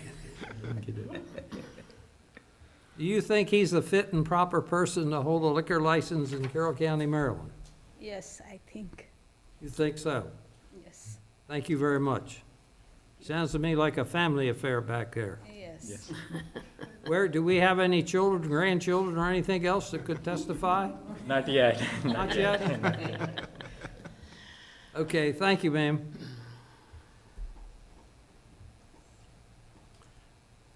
You've heard the character witnesses and testimony and so forth. Commissioners, do you have any other questions at this time? No. With that, testimony and evidence has been presented, is now closed. We will go into a summary session. Mr. Patel, would you like to make any closing comments or questions? No, I'm good. Inspector? Well, Commissioners, I find Mr. Patel a very responsible individual. He's had experience working 4 years in a liquor store in Jessup, so he's full aware of the restrictions of selling to minors. I think he's already dealt with age-related products with the 7-Elevens that he owns. So I find him acceptable to purchase this establishment. And I feel good that Ms. Crushong is going to still be the chef there for a little while. And hopefully the food will not change at all. So with that, Mr. Barnhart? Commissioner Harmoning, I agree with everything you've said, and I would just echo it, every point you made. I do believe that you're a fit and proper person to hold a liquor license in Carroll County, and it is gratifying that you've had this experience with the 7-Eleven and the age-related product you have there. You do have good business experience. Your character witnesses are wholeheartedly behind you, so you've got that going for you as well. So, Mr. Chairman, I'm prepared to make a motion if there's nothing more to be addressed up here at the dais. With that, evidence and testimony has been closed. Commissioners, your comments have been exceptional. I think personally that the applicant has not only his enthusiasm and so forth, but apparently has been, Mr. Barnhart just mentioned and Mr. Harmoning alluded to, a family that's extremely backing. And I think he would be a fit and proper person to have a liquor license and under the tutorship of a period of time before she finally retires, Ms. Crushong. So with that, gentlemen, motion would be in order. Mr. Chairman, I move that in case 6621, which is an application for a transfer to new ownership of the village store and diner, that application be approved and subject to meeting all government Carroll County requirements regarding permits and inspections and things of that nature. Is there a second to the motion? I second that. Motion has been properly made that the application for a Class A beer, wine, and liquor license be transferred from Mary Crushong for the use of Village Store LLC to Chitman Patel for the use of Lab Properties LLC, trading as a Village Store and Diner at 6694 Middleburg Road in Kemar in Election District 10. Is there any further discussion on the motion? No. No. Hearing none, all those in favor signify by saying aye. Aye. Opposed, no. Congratulations, Mr. Patel. Thank you. We hope that you are very successful, and to Ms. Crushong, we hope that you enjoy your retirement and enjoy working with you for the past years. Whether you have been in Kemar, downtown Kemar, or downtown Detour. With that, congratulations and best wishes to all of you. Thank you. Thank you. You all have a great day. With that, ladies and gentlemen, this board is adjourned until 1:45.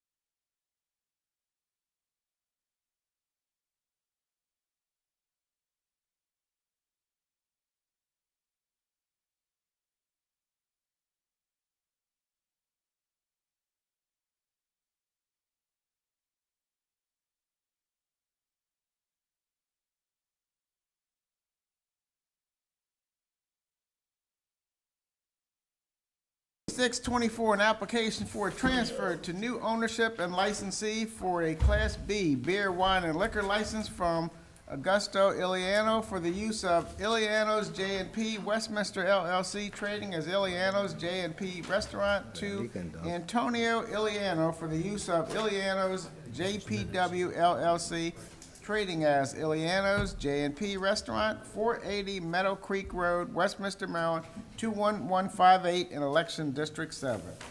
And to file this matter, we have the following documents. Notice of public hearing, June 29th and July 3rd. Comment memos, there's a memo from Belinda Gassell. With the box checked, the above referenced establishment does meet the requirements of this office. Signed, Belinda Gassell, Collections Manager, June 25th, 2026. There is a comment memo returned from Lisa Staley, Health Department. And the box is checked, this establishment does not meet the requirements of this office. See attached memorandum.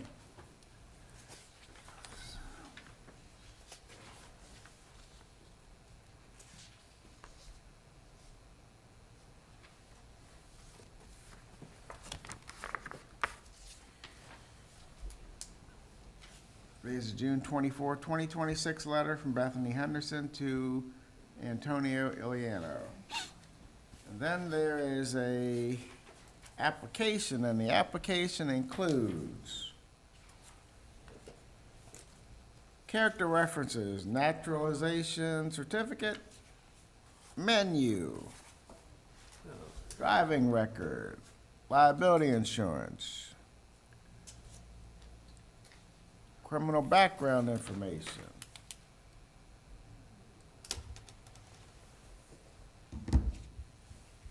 floor plan,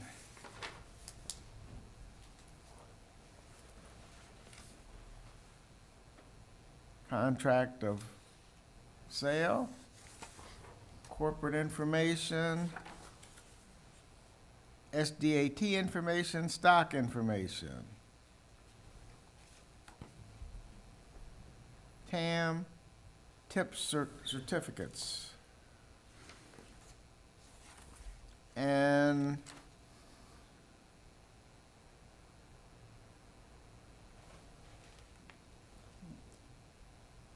resignation letter. I would ask that the file be entered into evidence. We'll accept that in evidence. This time, I would ask all those who intend to testify in this case, please stand, raise your right hand, and be sworn in by Ms. Bethany. Hello.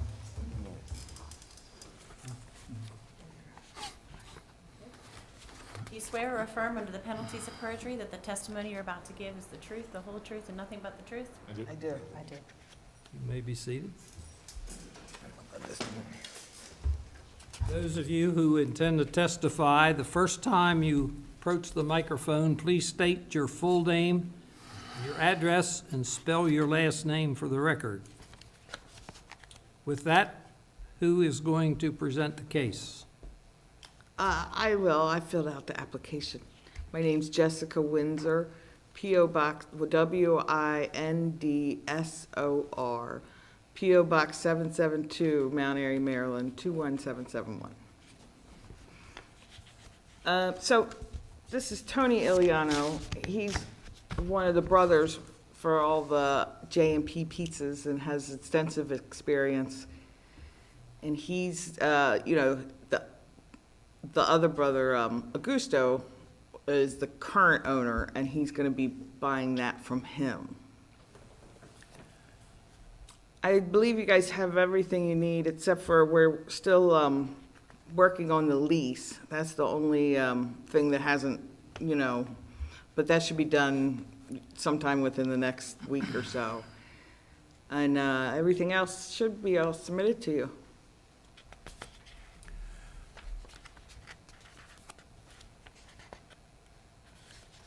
So basically, this is a transfer of license within the family. Mm-hmm. Yes. Augusto is Gus, Yes, current owner, current licensee? correct. Is he here? No, he signed a statement, notarized statement, A consent to the to transfer. transfer the license. And the landlord, you know, we've been communicating with him, and he signed the application. So he's aware, you know, and approves of the transfer of the application. We just haven't quite finished the lease. Okay. So we would need the lease to go forward, right? Right.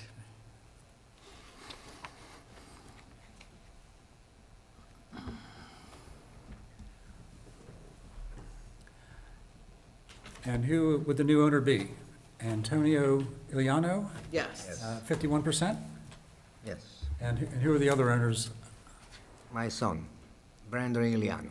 Antonio, state your name, last name, and address. Antonio Iliano. It's, actually, I don't remember. I just say it. It's in New Windsor. But it's in New Windsor, though. It's relatively new address. So I don't remember quite the new address. I remember all the old address, but not the new one. But it's in New Windsor, and I think I have it right here, actually. it's a Townview Circle. And the number, what's the number there? 2805 in New Windsor. And you will be a 51% owner, and your son will own the 49%? Mhm.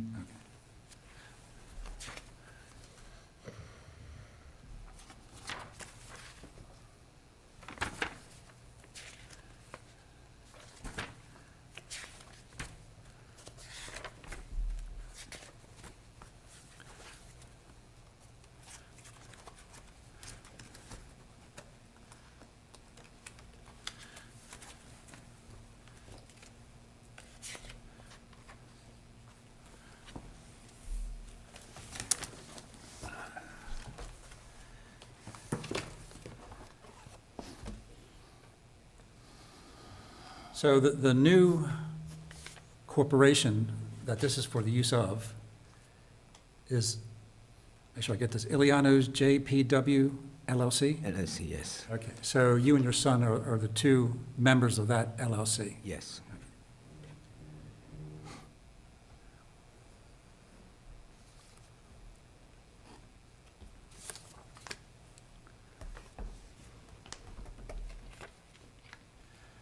So let's see here. Is that Brandon Iliano? Yes. Okay.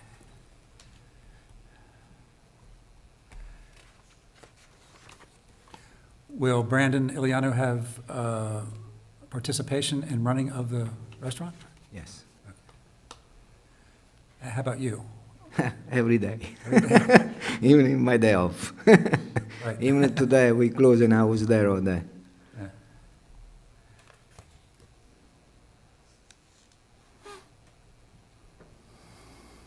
And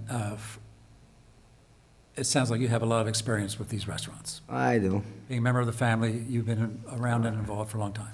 Since '83 in the United States, so, yep, long time. Have you ever held a liquor license before? Yes, in Frederick County. Frederick County. Frederick County, our county, Virginia. I had 3. You had 3 liquor licenses and, I used to have. I transferred the names to other. okay. I sold it, so I had to transfer the names to other. This is people. old business for you. Yeah. Well, it's my work every day.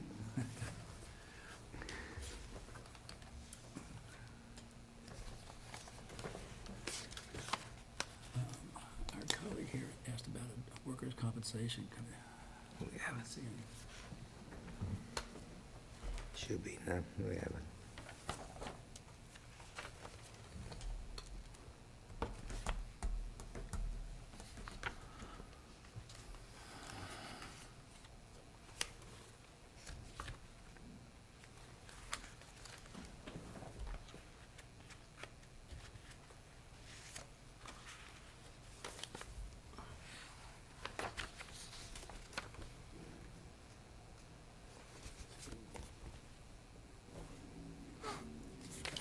So I noticed in your articles of organization, the resident agent is called Solutions, Inc. Solutions Inc. Yeah, so your resident agent is a company? Does that sound right? So a lot of times when, you know, when they open up an LLC, it's through a company. And the resident agent is technically just somebody who gets the paper served on them for any kind of, Right. you know. So that's, you know, the company that gets the paper served. That's the only, their only purpose. So did Solutions, Inc. help draft the articles of organization? Mm-hmm. Oh, okay, I understand, okay.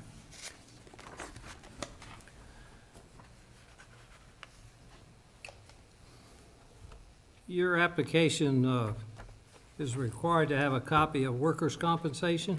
Should be in that. I mean, Yeah, he had provided that to me, so I thought I included that in there. We have it If all. not, The thing we have that I can see here so far is a letter or a communique from the Hartford saying if you want any information, your client's policy, you can also find it online, which we're not going to do.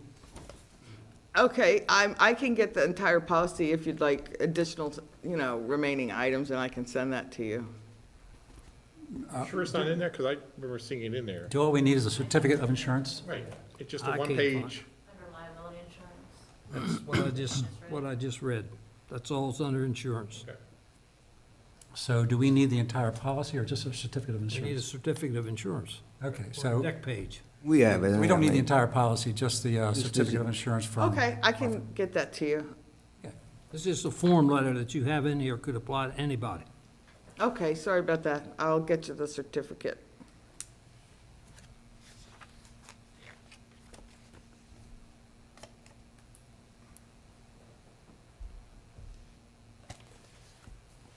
Other questions, gentlemen?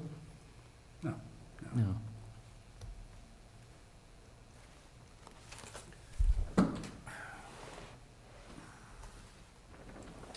I see you have a menu and so on and so forth. Is that consistent with what the current menu is and so Yes. forth? Yes, And you're operating now? yes.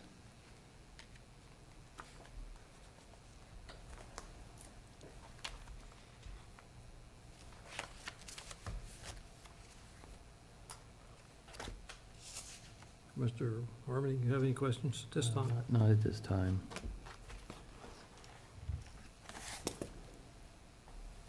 How many employees will you have, or do you have? We have about 9 or 10. What's your hours of operation? It's from 11 to 9, Monday to Thursday, Tuesday to Thursday. Friday and Saturday to 11 to 10, Sunday it's 11 to 8. Closed on Monday? Monday, yes.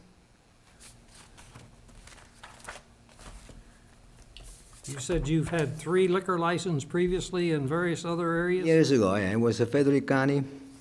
For many years, I had one in Frederick County. Have you ever had any violations of the liquor laws before? No, And there, no errors? no.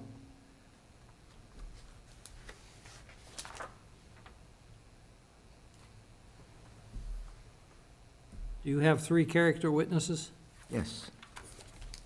We're ready to hear from them. Okay. I can character witness too. I can be the first one if that's okay with you. State your name again. Jessica Windsor, Windsor, P.O. Box 772, Mount Airy, Maryland, 21771. Your name's Windsor and you live in Mount Airy, okay. Uh-huh, yeah. So I've known Tony for 30 years probably, and one of the funniest stories is the Frederick County Health Department literally loved him.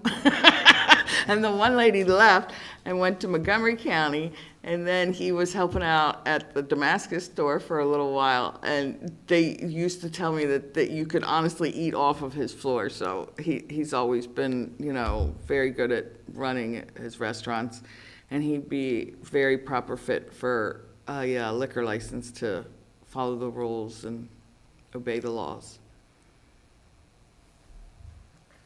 Next. I'm Gennaro Iliano, 6102 Shaladon Circle, Mount Airy, Maryland. And yeah, I've known Tony my whole life. I'm 30 years old and learned a lot from him and my dad, learned everything about how to run a restaurant and everything. And he's a great fit. He's there every day. Usually, he's very few times he's not at the restaurant. He always looks after his staff and makes sure everyone's good, makes sure everyone's tips certified and knows the liquor laws and everything. And yeah, and I don't remember him ever having a violation, so I think he's a great fit for a liquor license. Next. Hi, I'm Tracy Turner, TURNER, 1411 Wareheim Road, Westminster, Maryland, 21158. I am an employee and have known Tony for 15 years. I have been at the building for 15 years, or the restaurant, and have been his employee for the last 2 years. I can honestly say he's the best employer that I've ever had. He cares about his employees. He cares about his restaurant. He's very particular, and he's definitely fit for a liquor license in the bar area. He doesn't put up with any nonsense. So, yeah, he's a great person. Thank you. Gentlemen, any questions? No. I see there's several gentlemen back there that held their hands up. Frank, I hope you're listening to all this. Is there anybody else that wants I to? just raised my hand to see if there was any issue I can help. I think they've done a good job. I'm just trying to help them, get their lease done. Hopefully we get it done soon. Good. Is that? I'm his son. Yeah, I was gonna say, I thought so. I held up my hand earlier, I was gonna help with the address, because I do memorize the address. Well, I'm a little bit old, so. Oh, it's right, so. I used to remember when I was young, How about you, sir, on the far back? I am Tracy's husband. I've lived in Carroll County for 40-some years now. I worked at Frisbee Pub. I worked at other restaurants in the area. Tony is a very nice person. I've seen him in action at work. My wife loves him to death. I love him. His food is great. I'm happy that she is working for him, and I just love the whole situation of what they're going through now.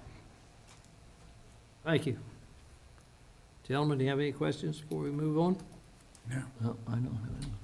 With that, testimony and evidence has been presented is now closed. Would you like to make any comment, any closing remarks before we deliberate? That's it. That's all done. Spector, do you have any comments? I've known Tony about 2 years. Yep. And every time I go in, he's always there. Anytime I need something, he's always has it. And I think he'd be a fit and proper person to hold a liquor license.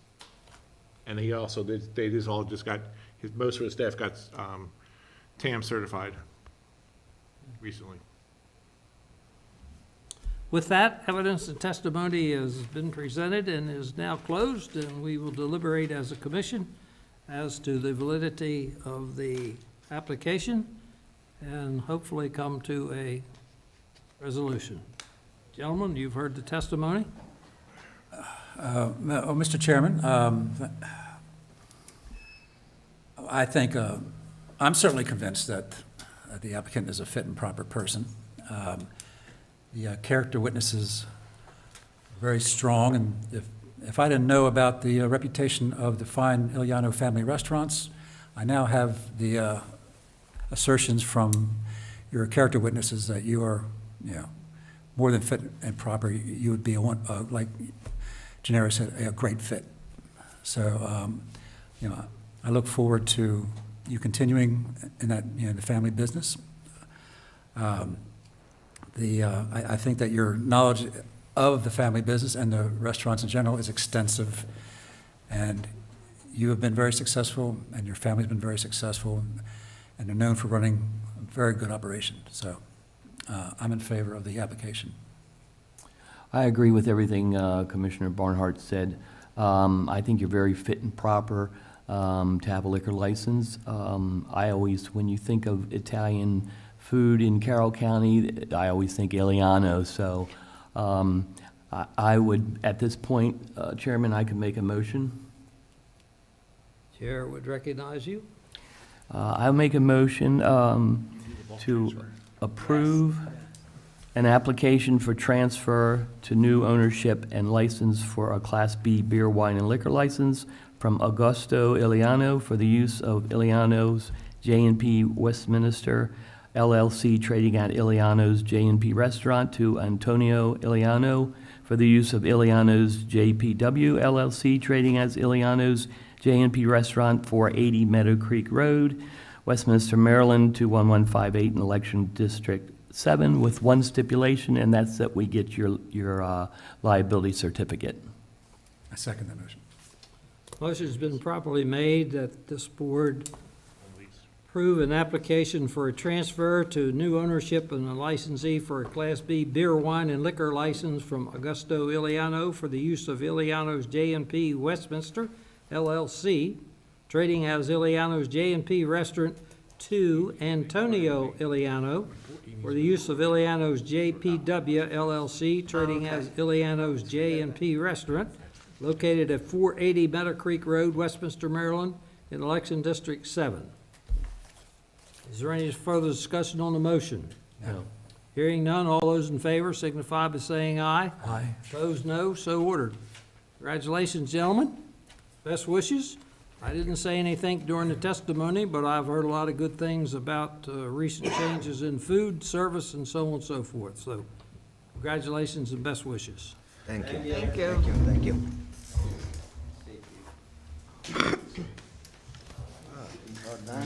I'm done. Okay, we got a few minutes. Nice dressed up and everything, too. Bill and Keith?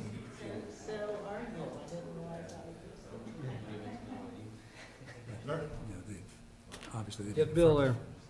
for years. Hey, Bill. Kind of things going on. We're going to have a discussion about county fines from underage sales.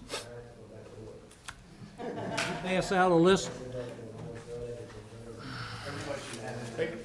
Yeah, it's in the packet, last page.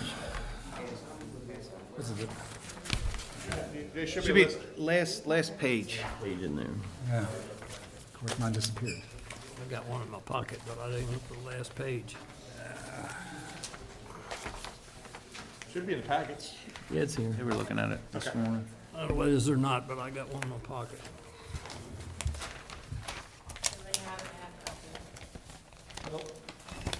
I guess, I can't find mine. Okay, pass it down there. Thank you. There you go. Next case is not for 5 minutes. I asked Bill and Keith to go through and see what other counties, we talked about this, and I thought we came, Mr. Barnhart, to somewhat of a decision several months ago. Our minimum fine has been $300.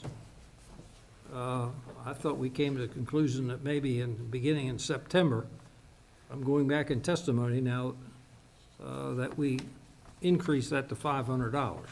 I could be wrong. But you have before you a list here of where the fines are from $100 to $2,500 and 30-day suspensions and so on and so forth.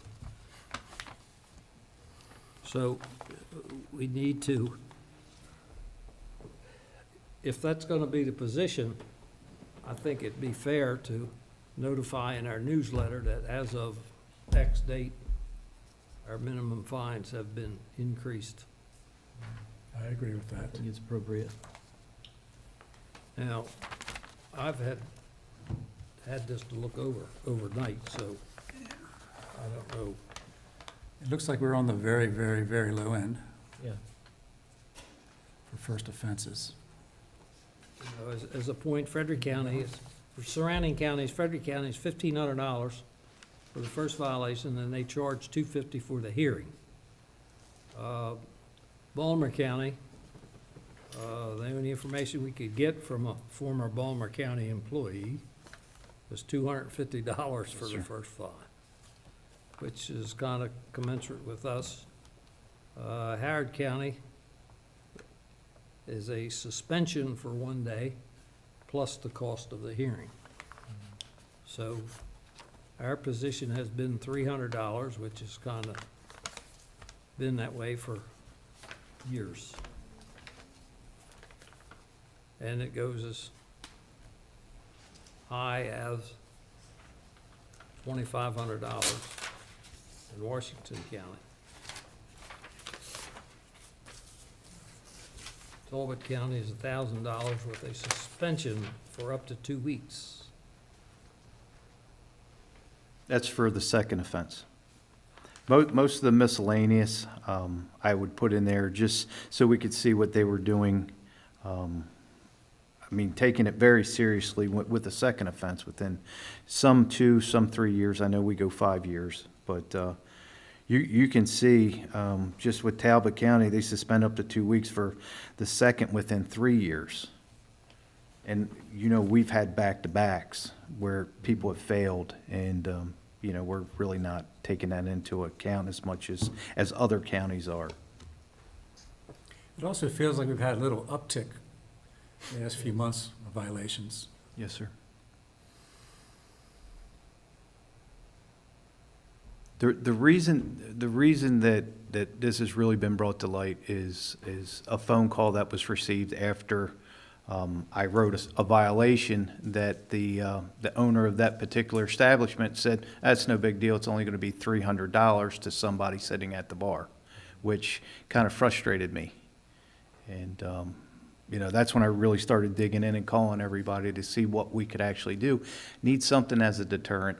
And the problem is, I'm doing a lot of compliance checks, but how many kids are actually getting served at these establishments? I'm sending a certain kid in a particular time a day, but there's kids in and out of there, all these establishments all the time. And I think we need to shake them up a little bit so we can deter this from happening, because I don't want some public safety issue because kids getting served.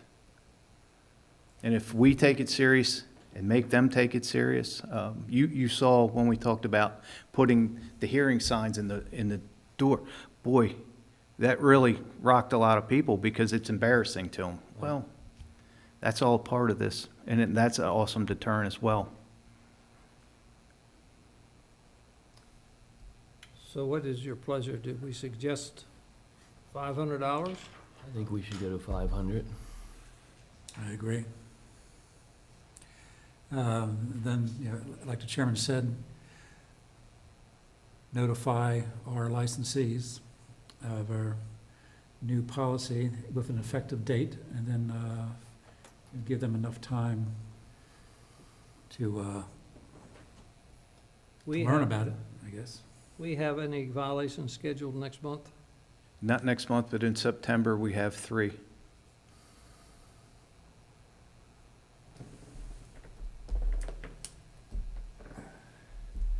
I kind of think that, after hearing your comment about one of the licensees downplaying the significance of the 300, that perhaps we should send out a notice effective immediately. But then it will, you know, we don't have any violations until September. You know, I was kind of leaning toward, well, we shouldn't do it for any violations previous to this meeting, but I'm hearing what you said, Inspector, I don't know. I think we should make it August 1st, that it changes.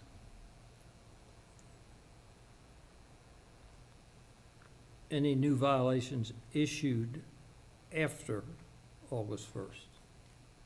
That makes sense. Mm-hmm. In other words, what I'm getting, I don't think it's fair to say we're going to do it August 1st, period. That if we have 3 pending violations, that if we say any new violations after a certain date, the minimum fine will be increased to $500. Yeah, that would be proper notice to everybody. No one could complain.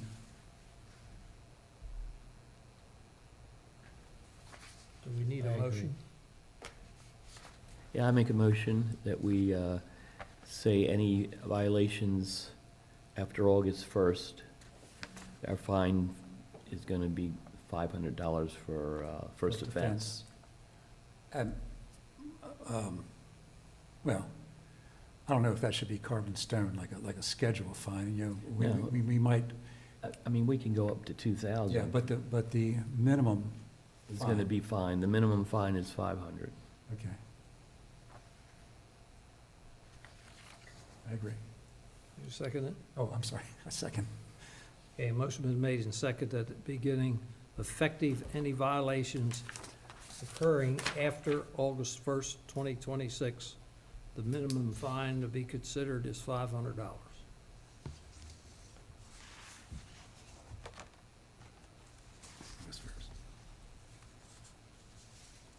Mr. Attorney, does that sound okay? Yes, sir. Motion is made and seconded that after August 1st, any violations occurring according to the liquor laws of the state of Maryland and Carroll County, that our minimum fine to be considered is $500. Any further discussion on the motion? No. Hearing none, those in favor signify by saying aye. Aye. Opposed, no. So ordered. Mr. Dixon, sir, would you please call our next case? 6625. All right, case 6625, a violation hearing for a Class A beer, wine, and liquor license issued to Patrick Larson for the use of Cranberry Liquors, 405 North Center Street, Westminster, Maryland, 21157, violation of AB 6-304, selling or providing alcoholic beverage to individual under the age of 21. In the file of this matter, we have the following documents. Notice of intention to defend with the box checked, I am pleading culpable guilty with an explanation. Dated June 16th, 2026, signed by P. Larson.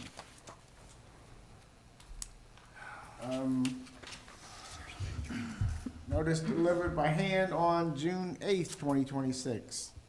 Received by Amy Zepp. Alcohol compliance violation sheet dated June 4th, 2026, and completed and signed by Inspector William Ledley. Notice of violation for selling alcohol to persons under 21 under the letterhead Haven N. Shoemaker Jr., State's Attorney, and signed by Bethany Marie Flatley. I would ask that the file be entered into evidence. We'll accept that in evidence.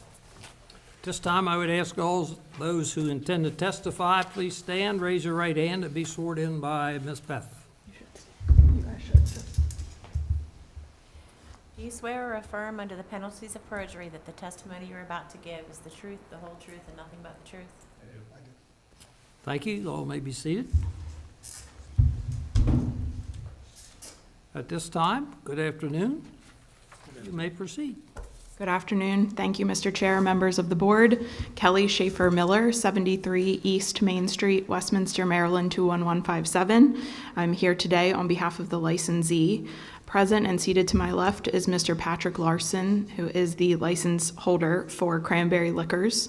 Also present with us is Amy Zepp, the manager, and Panal Talati, who's part of the ownership group of the liquor store.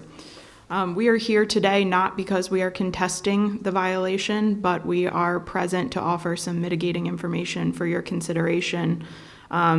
I'm troubled to hear Mr. Ledley's experience with another license holder making a comment that's disregarding these instances, and quite to the contrary, this ownership group is it takes this incredibly seriously, and we would request that you consider the information presented here today and consider issuing, not granting, a $300 fine waived if no additional violation is issued in the next year. This is an incredibly well-run establishment, and I'm going to kind of go through an overview with you, but we're all here and happy to answer any questions that you might have as well. The current ownership has had this license since July of 2012 and operated without a violation for 14 years. The establishment has approximately 9 employees total. 2 to 4 employees at any given time are on shift together. About 1 to 2 are at the register. The other employees are stocking shelves and managing the establishment. There is minimal employee turnover at this establishment. It is a smaller store. Like I said, a total of 9 employees. This was a very unfortunate incident with a new employee that they have taken incredibly seriously. Bethany Flatley was employed in April of 2026. It is the policy of the establishment that among other in-house training, a new employee who will serve on the register receives alcohol awareness certification within approximately 1 month of hire. She had received her alcohol awareness certification, and actually I'm going to approach and hand you a few documents.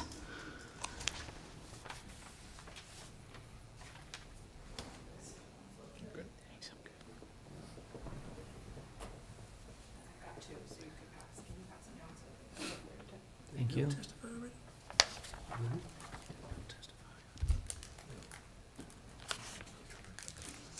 So included in that, I'll call it an exhibit packet, but I just thought it would be helpful for you to have those in front of you while I'm explaining this. So included in there, the very first page is a copy of her certificate that she received. As I said, this establishment, in addition to requiring that certification of employees, also has an in-house training that consists of several different steps. Included in your packet here is a copy of the alcohol sales policy that the establishment goes through with all of their employees and requires acknowledgement signature on, as well as a copy of the employee handbook that is provided to all employees as well. Now there is in-house training on these documents whereby all of these policies and such are reviewed verbally and then enforced through a shadowing program that the establishment has. As a result of this violation, one of the things that we've looked at, and I'll go through this in a second, is updating some of those policy documents. So also included in this packet, the fourth and last document in this packet is an updated policy document that the establishment has put together. So this policy does have, this establishment does have a policy that they do not accept vertical IDs. There is a 1 to 2 week shadow period whereby a new employee shadows with a manager and an experienced employee. The timing of that depends on the experience of the new hire. That's why it's a 1 to 2 week window. As a result of this incident, the employee was placed on probation.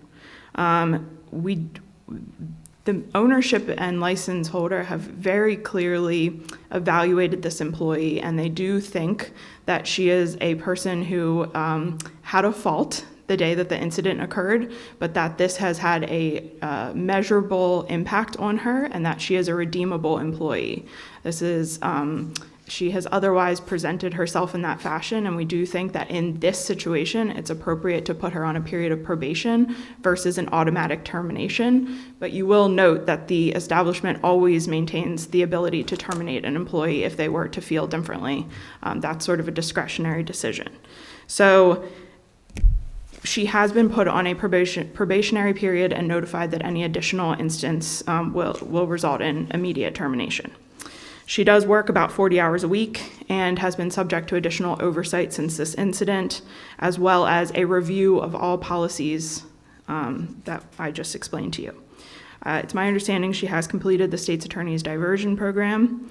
And like I said, as a result of this incident, we're taking this opportunity on behalf of the establishment to update some of those policy documents in line with both just updates that have occurred in the industry, as well as some of the references that were made during your board's most recent seminar.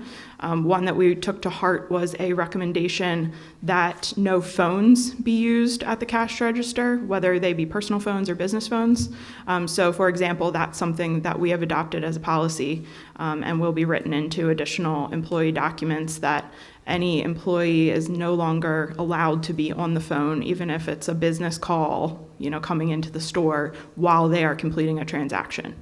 So I do think that this is a very well-run establishment, and that they have taken this seriously and are doing a lot of things to make sure that this does not happen again.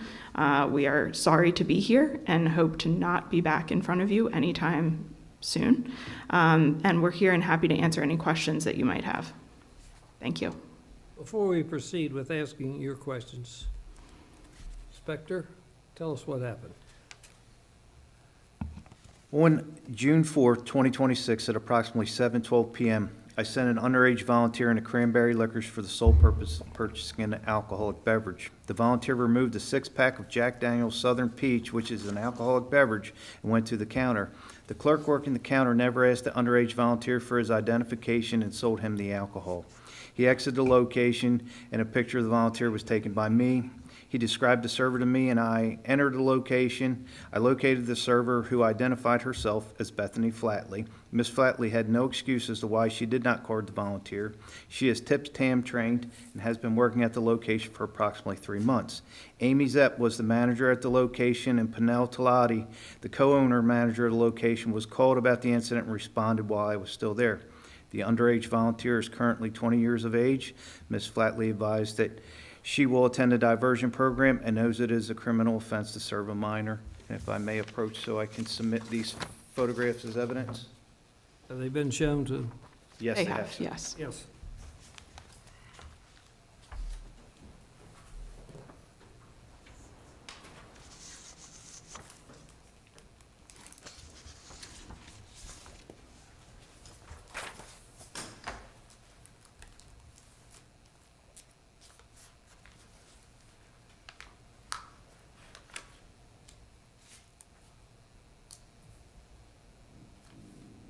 How long has this protocol book been in effect? The handbook or the policy The handbook. document? I believe since opening. Since opening, since this management took over in 2012. Okay. But it was updated July 2026. The policy document, that policy document is the updated version, yes, correct. And, Counsel, did you say that your client attended the recent seminar? She has not yet? I'm sorry, I misspoke. She is scheduled for it this month with the state's attorneys. No, I mean the seminar that the liquor board. Oh, yes. I'm sorry, yes. I also attended it, but yes, they did too. Sorry.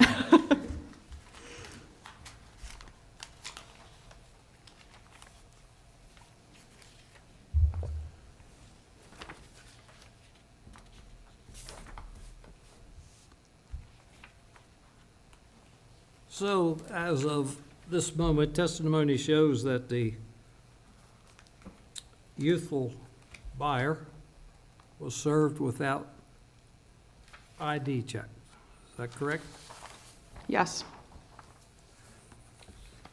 Even though she was privy to the packet that you presented to us with the handbook and so on and so forth. that is correct.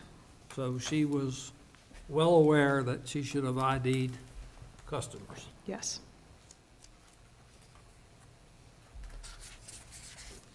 Do they sign those handbooks when they are given to the employee? She signed the first copy in there, that alcohol sales policy document, that has her signature attached to it. And if I recall correctly what you said, there's usually 2 at the counter? 1 to 2. 1 to 2 employees work at the register, and any additional employees that are on shift at that time are usually stocking shelves or doing inventory, those sorts of other things. Are there any electronic means for checking IDs at the cash register? There is a scanner? No? No, there is not a scanner. Do they sell lottery tickets? Yes. The lottery machine would not tell if it's fake or not. And one thing the lottery machine does, it tells whatever coded in the barcode on the back, Yeah. and it'd be a date of birth, if it's coded correctly. Shows the date of birth. But it's coded whatever that license says. It doesn't mean it's coded correctly, but it was coded whatever. So in theory, a fake ID could scan and show a valid date of birth.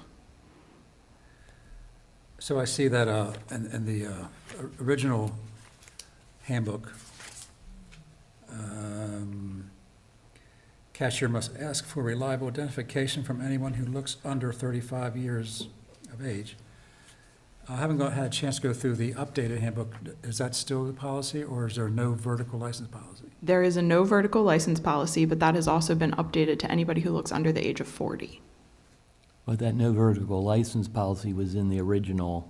The no vertical license policy has always been the policy that's been verbally trained to these employees. We just put it in writing in this Oh, it was just update. verbally in the beginning, just verbally, and then you put it in here. When was it put in here?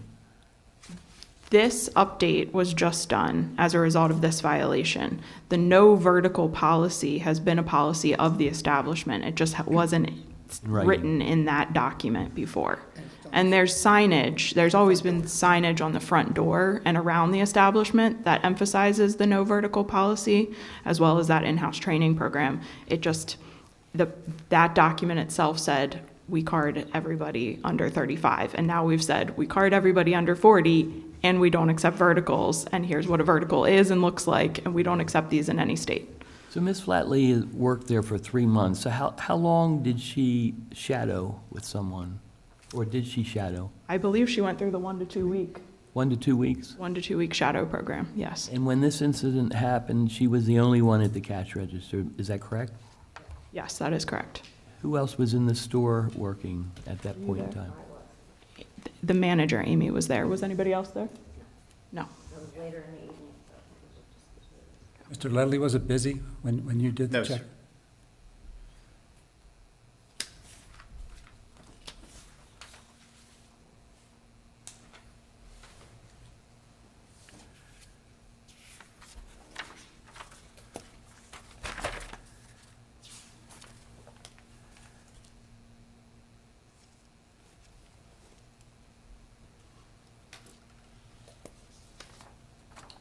Further questions, gentlemen? Not at this No time. further questions. You,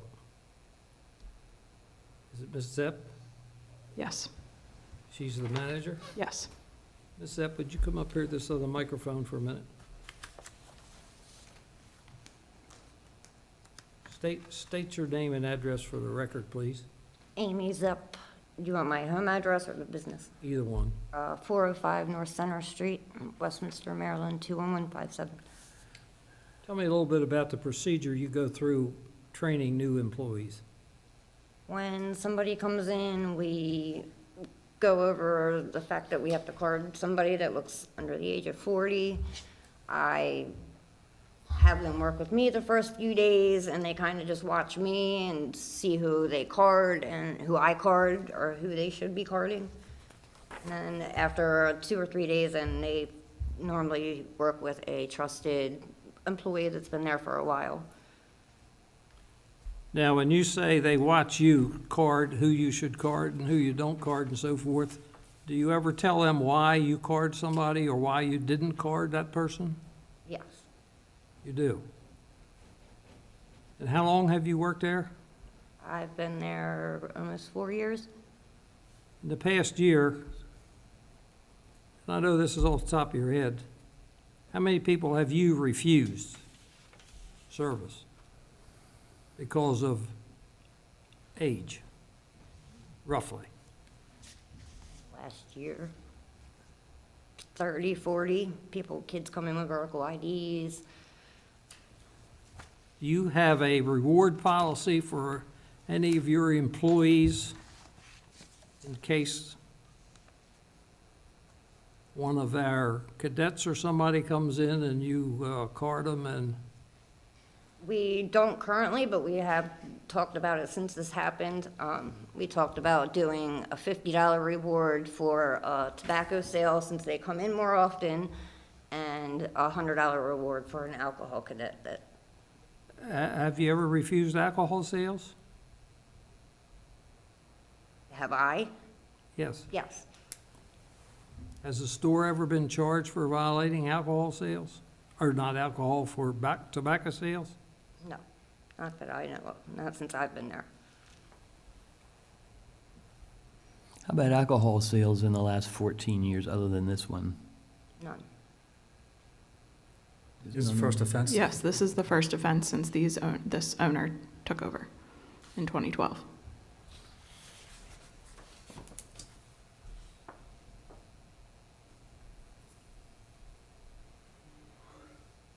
We've had at least one or two. November 9th, 2011, fine $200. That was prior to them owning it, Yes, correct? this ownership took over in 2012.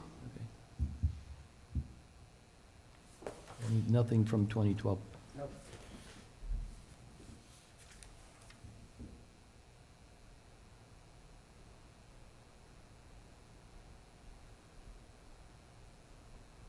Gentlemen, any questions, any other questions?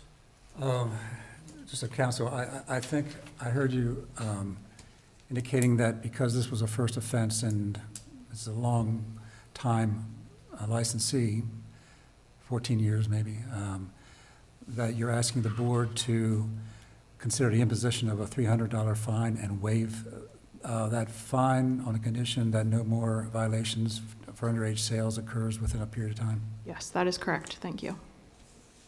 What was that period of time, a year? I had suggested a year, but I think I would leave that at the board's discretion.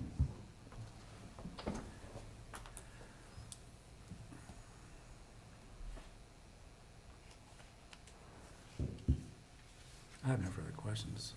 Any questions? I have no further questions. Ms. Kelly, you have any comments? I do not. I think that you clearly understand the situation and the character of this license holder, and we would request that you take that into consideration moving forward. Thank you. Okay, so testimony and evidence has been presented, and testimony presented is closed and so forth, and I would assume that that was your closing remark that you just mentioned. Spector, do you have any closing remarks? Sir, just the fact that I've been doing this job for a year, almost 9 months, I guess. That was a place that it was my last stop for that evening, and I knew I wasn't gonna get a violation, and I got a violation. It was a place that I go in, I check, I see Amy, I see Pinal. They're very good people, and they just hired somebody that needed to be trained a little bit more. Apparently, she was on her phone at the time this went down, and but they are very good people. They're very receptive, but you know, I'm learning that places I don't think I'm going to get service, I get service. I have one question, is the licensee are you the licensee? Yes. Yes. What's your name again? Patrick Larson. How often are you at this establishment? 3 to 5 times a week. 3 to 5 times a week? For how long? Short periods of time, to be honest with you. It's an experienced manager. It has been, I think as the record indicates, been run very well. But of course, you must constantly be vigilant, so you just go in to make sure. Patrick, So has that time that- increased since the violation? That seemed like you're there pretty often, 3 or 4 times a week. Has our inspectors ever seen him there? I have not. I see Pinal and I see Amy all the time. Yeah, same. Okay, with that testimony, evidence is presented as closed. We will now discuss the validity of the case and come to a conclusion, hopefully. Well, Commissioners, it's an unfortunate thing that when this happens, I always chalk it up to the training that they're getting. You have had it for 14 years, or if that's correct, and this is your first violation. I think people are becoming laxed about sale to minors. We are getting a lot of sale to minors right now. more than we've seen in a while. So we have to deter that somehow. Like I said, it's unfortunate, and I think now I see your protocol and your pamphlet that you had here. I think you're trying to not sell to minors, but it is a first offense. You did do it. If we decided to waive the first offense fee, I would hope that we would increase it to within 5 years, that you could not have another offense within 5 years if we decide as a group here to not fine you or suspend it. So at that point, I'm going to leave it up to my other commissioners.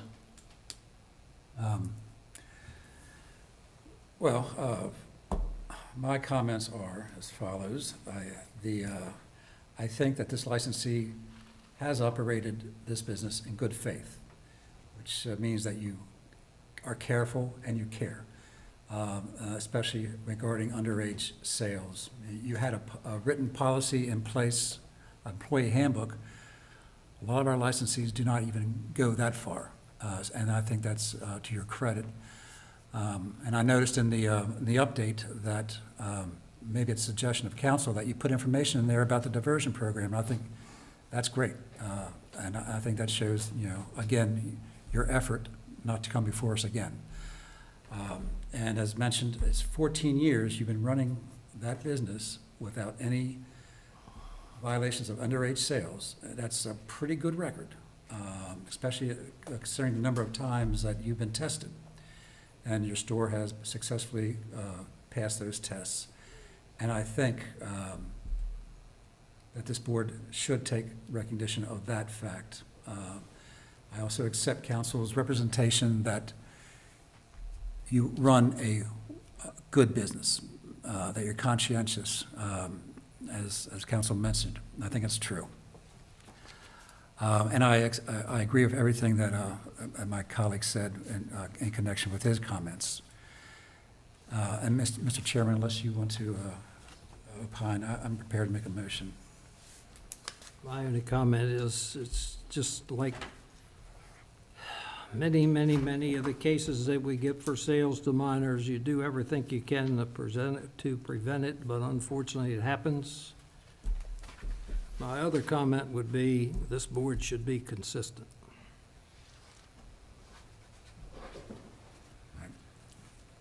In light of those comments, I'm prepared to make a motion. In case 6625,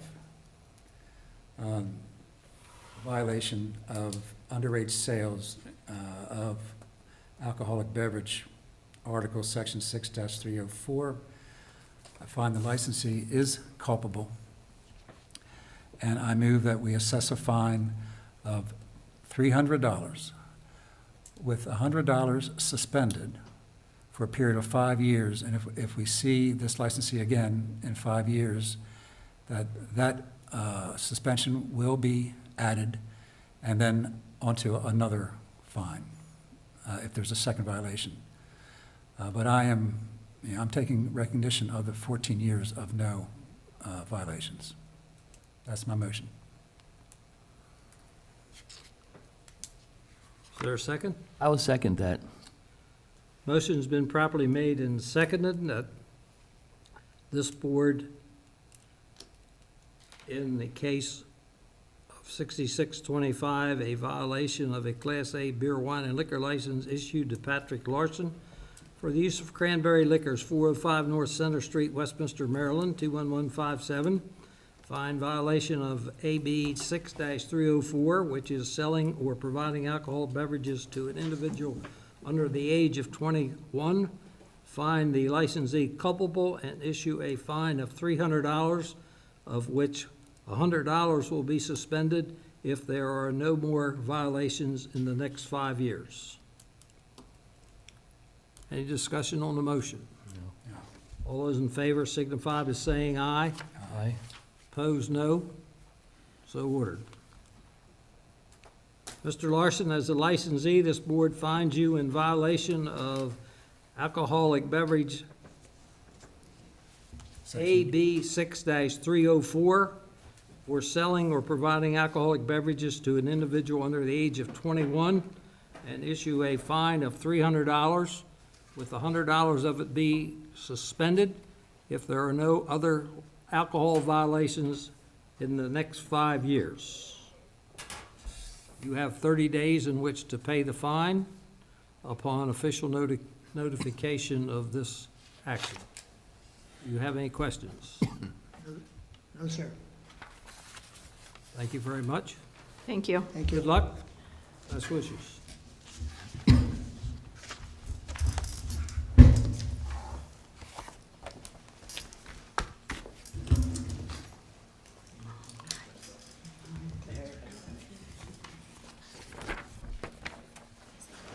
Okay. Back to the agenda.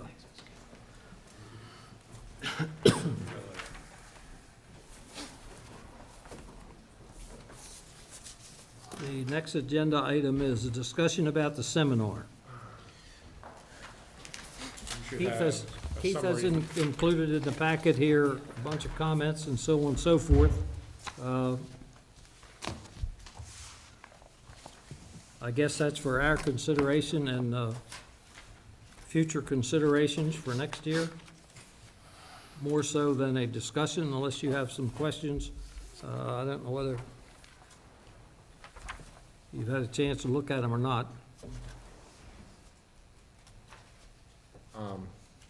One comment I want to make, I think 47 responses to 86 participants, 47 out of 86, I think is pretty good response back. Yeah, it's really good.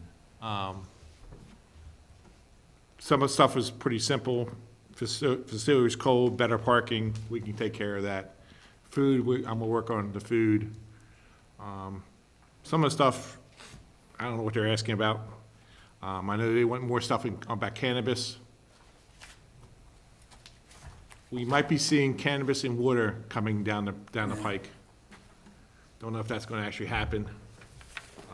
Cannabis and what? In water. Water. Like a Seltzer. Like a seltzer, cannabis seltzer? cannabis seltzer, or, We need you know, smart water, like they have a smart water, now they're gonna have Yeah. a cannabis water. a high water. They got it upstate New York. Hot water.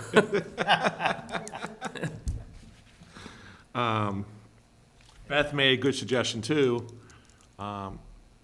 Maybe do some Q&A, send some questions out for licensees, have them come up with some questions before the good. seminar, and that we Good can idea. answer the questions, because people get up there and they talk about stuff, but they never ask the question. Yeah, it's a good idea. You know, they wanted more stuff about laws, but they had law enforcement there and no one asked any questions. They had this director there, they didn't ask any questions. Overall, I think it was a good seminar. I think it was probably the highest turnout we've had, maybe not as the first year. I like the location. I think you did a really good job, and, it was, the participation was great. And I agree with this one comment, more focus on MDIDs. Yeah. The first speaker seemed to kind of go into other states a little bit more than perhaps it should have. That wouldn't have interest to our licensees that much. What does the sign of shame posted for hearings comment mean? They think it's a sign of shame. Yeah. Okay, does that mean we shouldn't do it, or we should? We shouldn't do it. You say they They say we should not, this They're not. person they made were a comment, we should not, they think it's a sign of shame. Was that the person I think it is who mentioned that? I don't know. There's no names on the evaluations. Okay. That was the lady that addressed that to me, I'm sure. Yeah, there was a couple Yeah. that had talked about that. Well, it's very simple. It's a good deterrent. Well, you No, heard her question, what am I supposed to do when my employee does it? It's like train your employee. Train your employee, you're correct.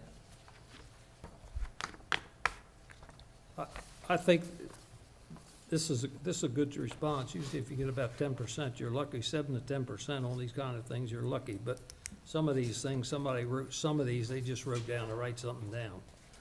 I think if we kind of look them over, consider them, and talk about them and come up as I like the one that says Keith Benford did a great job. I thought you wrote that. No, that's actually, I got that in here. Are you I got sure that you didn't starred. write that? I'm gonna frame this on my wall.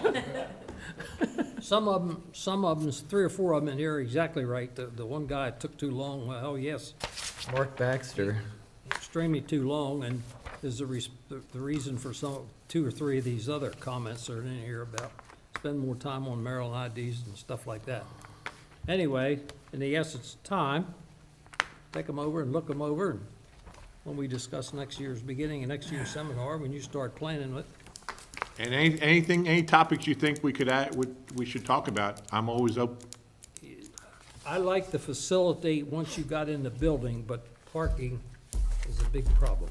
Parking is. And for any old guy like me, which is not that many there, but, you know, Was there handicap parking there? I didn't see it. I'll look for it. There was a couple places, but there's- nothing like this. it's like just like everywhere is where you, even when we went to community college, when Sherry was here, I said, Sherry, make sure I got a place there. Well, there's plenty of them, yeah, there's plenty of them out there, but some of them as far as from here to the parking lot. The whole line out there. Anyway, that's neither here nor there, don't worry about me. We're gonna pick you up and take you next year. Yeah, no, I ain't worried about that. I didn't golf mean, cart. I didn't mean that in that way. You might not be around. There's not enough parking out there. Golf cart. And God help, there was no members of the emergency outfit out there. You know, there was only 2 or 3 other cars there besides, No, there was a lot of, they had another classroom going on. Beth took a tour of the building and found all the other classes going on. anyway, Parking lot up top is almost empty. let's do that. Okay. Okay. Next item here is discussion of proposed written policies and public communications. Well, George has prepared something, and we've got the response from the state and so on and so forth, so we have discussion, I assume. So, the email that we have from Mr. Advis, he's an attorney for the Alcohol Cannabis Commission. And as he mentioned, his email is not legal advice. His thought is that there's a case that says that this board is not subject to the Administrative Procedures Act. There's a question about whether we are an executive unit or not. I thought about that too. I'm kind of thinking, since we're created by the state, but it's the executive government of Carroll County that appoints us, that kind of puts us into that realm. But at any rate, even if, and I intend to do some legal research and take a look at that case and see what it's saying. In any event, I think the policy stands on its own, whether it's required by the APA or not. I think it's a very good policy that we should have in place. I think anytime there's a communication directed to this board about a complaint or a request that this board take some type of action, that communication has to be sent up to the board, to us, to the 3 of us. It's involving someone who we have licensed, and if they're asking for us to take action, I think that we should know about it. And that should be the policy. I thought it was the policy, because I thought we had this discussion several years ago about that. But I still think that this, even if it's not required by the APA, and I'm not convinced that it's not, it could be, I think that this is a good policy that we should follow, that the board resolves complaints made to the board.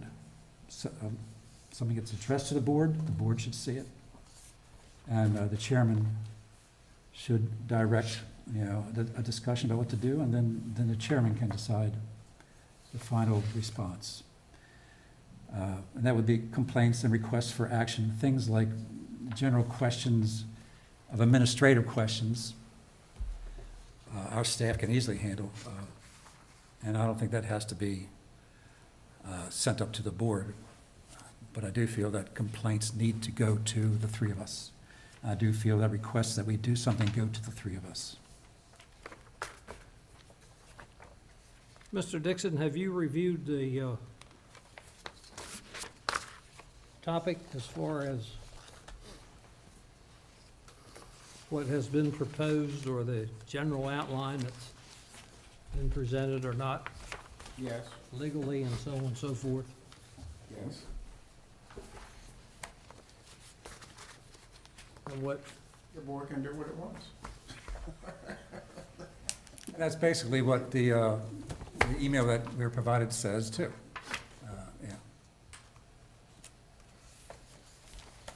and you have in the packet a draft proposal? I assume, that's correct? Yes. You talk about what Keith handed out? Yeah, Yeah, it wasn't there. yeah. I've got all these ones of the law and so forth, but Keith has I assume copied what your recommendations were or suggestions. So you're saying any complaint from a licensee must come here first, right? A complaint about a licensee. If someone is once says, hey, dear liquor board, I think this licensee is A, B, C, and D, I think it has to be escalated to us. Okay. And also, anything that's asking the board to do something, Oh, right. should come to us. Other questions that do not require a board action, Beth, Keith, Bill can handle that stuff much better than us. And if it's not a requirement under the, if we're not subject to the APA, which again is something to look at, then maybe those kind of questions don't have to be kept in a folder. Like the APA does require all public communications to be documented somehow. Okay. And if we are exempt from the APA, then that requirement, I wouldn't propose. It's based on how the staff wants to handle that. But I do think that whether we're subject to the APA or not, I feel that we need a policy, or at least a clarification of the policy, that when someone sends a complaint to the liquor board, that the liquor board sees it and deals with it. Well, if I understand it, what I just briefly looked through here, we're talking about a complaint or request Right. that involves a decision of this board, not a routine,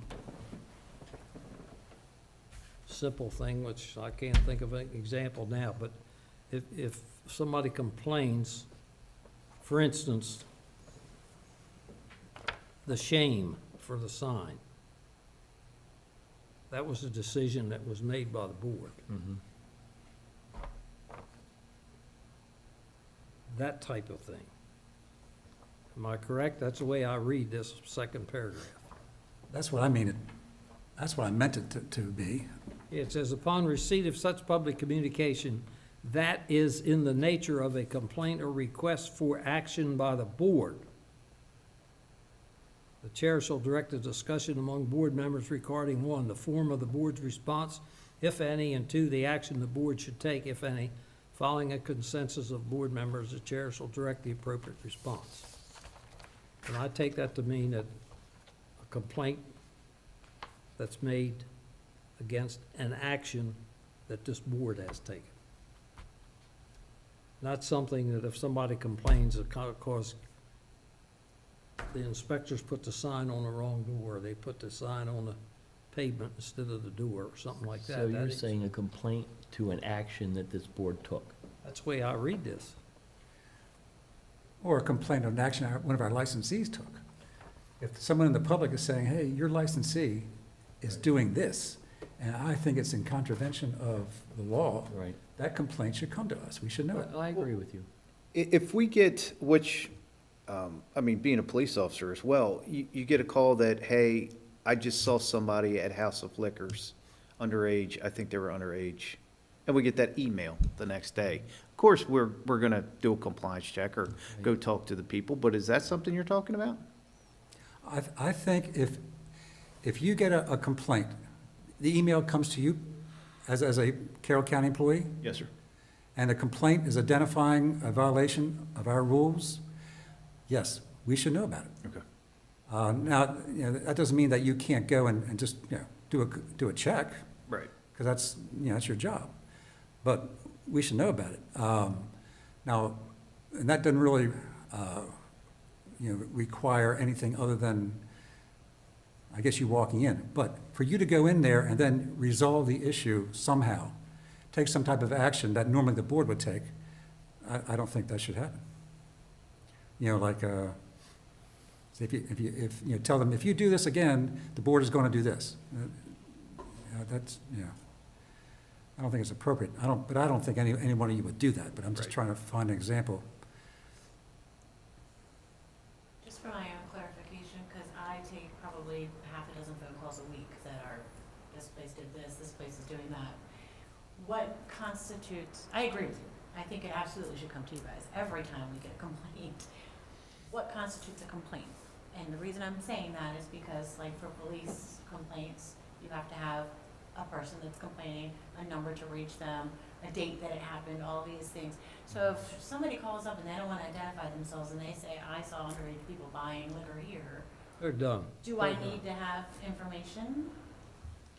I don't know that, I don't Or know. just tell you guys, hey, I got this unidentified complaint, I told them they're gonna go out? Well, if they're identifying a location, a licensee that they feel is in violation of the law, and it's made anonymous, let us know. And it's real, you know, just shoot an email. The same, I brought it up at lunch earlier today, that I received 2 different phone calls about a licensee laughing at the fines. I make more money selling, I don't care, you know, I'll pay the $300 fines. Is that the kind of stuff you're referring to? I don't think we need to hear that. That's not requiring That's any not action by the requiring board. any- Yeah, no action by the board. Well, it might affect your decision when they come before you. If anonymous complaints should not affect our decision. No, I don't think so either. And if we don't see, and anyway, people are allowed to laugh. I mean, it's up to him. If he wants to laugh, he can laugh, you know? It might even be a violation of his First Amendment rights for us to Right, hold that against exactly. him. Okay, so you're specifically talking about actual actionable complaints that they need to go follow up with, that you guys need to be Maybe they don't- aware of, and you don't care who makes the complaint. No, maybe they don't need to go follow up. That's what I'm saying. You know, we'll decide whether there's a follow-up or not, depending on the complaint, depending on the nature of the complaint. You know, the chairman will take it under advisement, and then the chairman will issue instructions. That's my interpretation is not exactly that. Okay. It's only me. My interpretation of this, and as not micromanaging or type of that, is that if it's a complaint against action that this board has taken, this board should decide what the response is gonna be. But if somebody calls up and says that Joe Blow's been selling to minors, them guys is what they get paid to do, is to check it out. You can let us know, okay? That's fine, let us know. But then they report, well, here's what I did, here's what I found, here's what I didn't find. They investigate. Inspectors investigate. Yeah, I agree with the chairman. Inspectors. Not malicious complaints as far as pain in the you-know-what.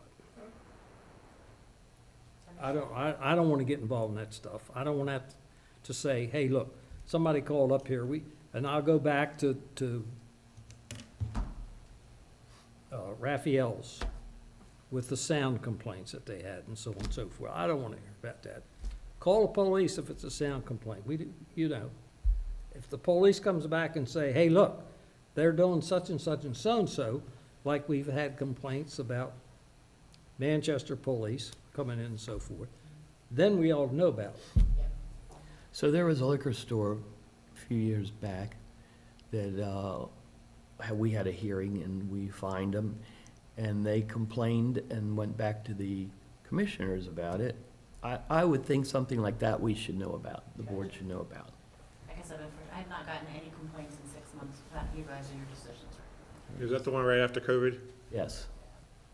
Dave, I talked to Dave as soon, after I got off the phone call with the commissioner, I got on a phone call with Dave. Yeah. Yeah, so I think that's how that should be handled. Yeah, that I should be second handled. that. And I do it now. Yeah. If I have something that, I get a complaint, I go and I look into it and I think it's valid, hey, how do you want to handle this? And in my opinion, the way I feel is it can go to the chairman and then he can decide whether the rest of us should really comment on it or know about it or if it's that relevant, you know. That's just my feeling on that. Because Dave and I email or talk 3 or 4 times a week. Yeah. And I don't, you know, making my job easier if I can go through one person, than going all 3 of each time and then getting 3 different opinions how to handle something. Yeah. So we have a plain policy here, and in my opinion, this pretty much says what we're talking about. Whether you two of you agree or not, I think Commissioner Barnhart probably does, because he wrote it. So if you were, Yeah, I mean. so no what, objections to that. do we need to put this in that book, or does this just have to be our policy in case somebody else comes in? Either way. It's like the bylaws. It's a policy. It's like we had to create a written policy about striking criminal records out of our files. Remember that? So basically, it's the same thing. And we had to have a written policy about a record officer. The law requires it, so we just do a policy. It doesn't need to be in the book. We just have a policy, and if anybody asks about it, here's the policy. Do we need to have a motion to approve this? Can we change the wording on it first? The first paragraph, last line? Each member of the liquor board, how about to the chairman of the liquor board? Last line? First paragraph. Paragraph, last line. Oh, the Last first line. paragraph.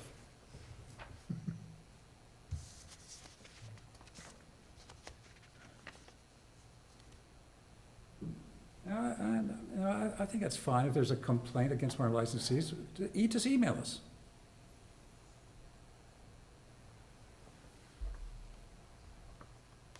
It's not onerous.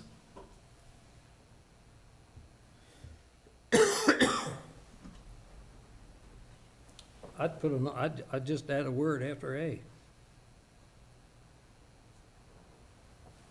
I'd just add DALID. You lost me there. The first sentence, at the end of the second sentence, not sentence, but the second printing across there. Second line? That is in the nature of a blank complaint. I'd add valid in there. Valid. Valid complaint. So in the nature of a valid complaint, If you want to change it. To my thinking, that does what we talked about, if it's a valid complaint. I think we're actually getting ahead of ourselves. George is interpreting this as a complaint and/or request for action by the liquor board, meaning a licensee has done something and somebody's complaining about it. And you're interpreting it as an action that the board has taken that somebody's complaining about. So I think you need to clarify that first. Well, I don't know whether the valid would clear it up or not. that's the first thing that come to mind, but if you want to change the wording somehow or another, I don't know. Actually, it's not that much different. If someone is asking for an action of the board, they're asking us to address something we've already done. But you were saying, you're talking about if somebody calls in and complains about a licensee and thinks that action needs to be taken by the board, and they're saying, no, they think it should be what actions that the board has already taken that they're complaining about. So I think we need to clarify that first. And then decide, you had said you wanted to just talk to the chair. My preference is one person contact. So I think we're talking about 2 different things here. First, we need to figure out. Well, first of all, What it's referring to. what I'm concerned about is complaints for action that this board has taken. Correct. I'm not talking Yes. about other complaints, period. But that's not what George Barnhart is saying. He's saying complaints about licensees, not about actions right. you're taking. So that's why I'm saying you need to figure out what we're talking about first. You two say one thing and he's saying another. If there's a complaint about a licensee, I don't think that you should handle it. I don't think that you should resolve it. Depends And I on don't what think the that they should complaint resolve is. it. If there's a I feel complaint, like if a complaint comes in against a licensee, and it's a valid complaint, like it's not just some drunk saying, hey, I don't know, whatever. I agree, you guys should be made So aware. you're not only including the complaints for of past what, action, of what the liquor board did, you're considering complaints that someone's complaining about a licensee. against one of our licensees. If someone's, you know, in a way, it's the same, because we have given a license to these people, and someone's complaining about our licensee. So I think it needs to be escalated to us when there's a complaint about the behavior of one of our licensees, rather than have Beth take care So of it. that could come down to But, I mean- somebody saying, this licensee is selling to kids under 21. Okay, stop right there. You're complaining against a licensee for selling under 21, okay? So what is the board gonna do? Send the inspector out. They're gonna send an Send the inspector out. inspector out, right. My point is this. Get the inspector out there before he comes back and we say, what did you do? Because that's Was to be a this valid or violation. not? That's to be a violation. And what makes it a valid complaint? Yeah. I'm not disagreeing, I actually agree with you, but I don't know how to word it, is what I'm trying to say. And I think you guys were on different pages, so that's why. Put it this way, No, I think we're on the same page. if I get a complaint with a name, person information, come back in,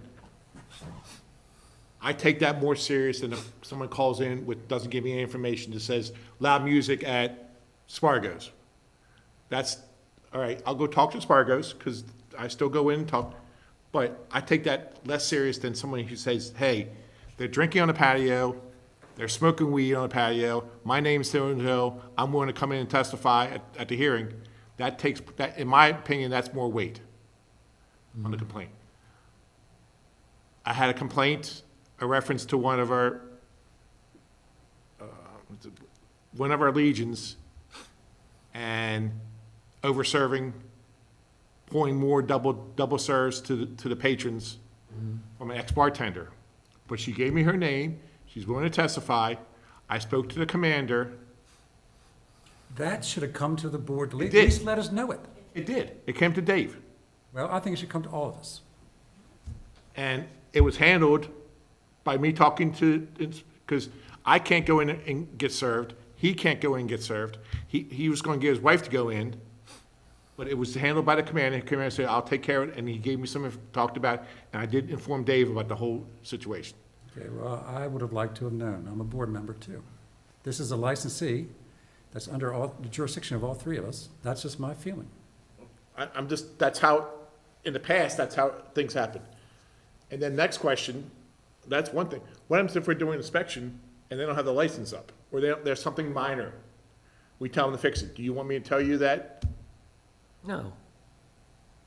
Not if they fix it. I mean, if the license is in the drawer and you say, put it up on the wall. No, sometimes it's, the ones I find is hours of operation, Yeah.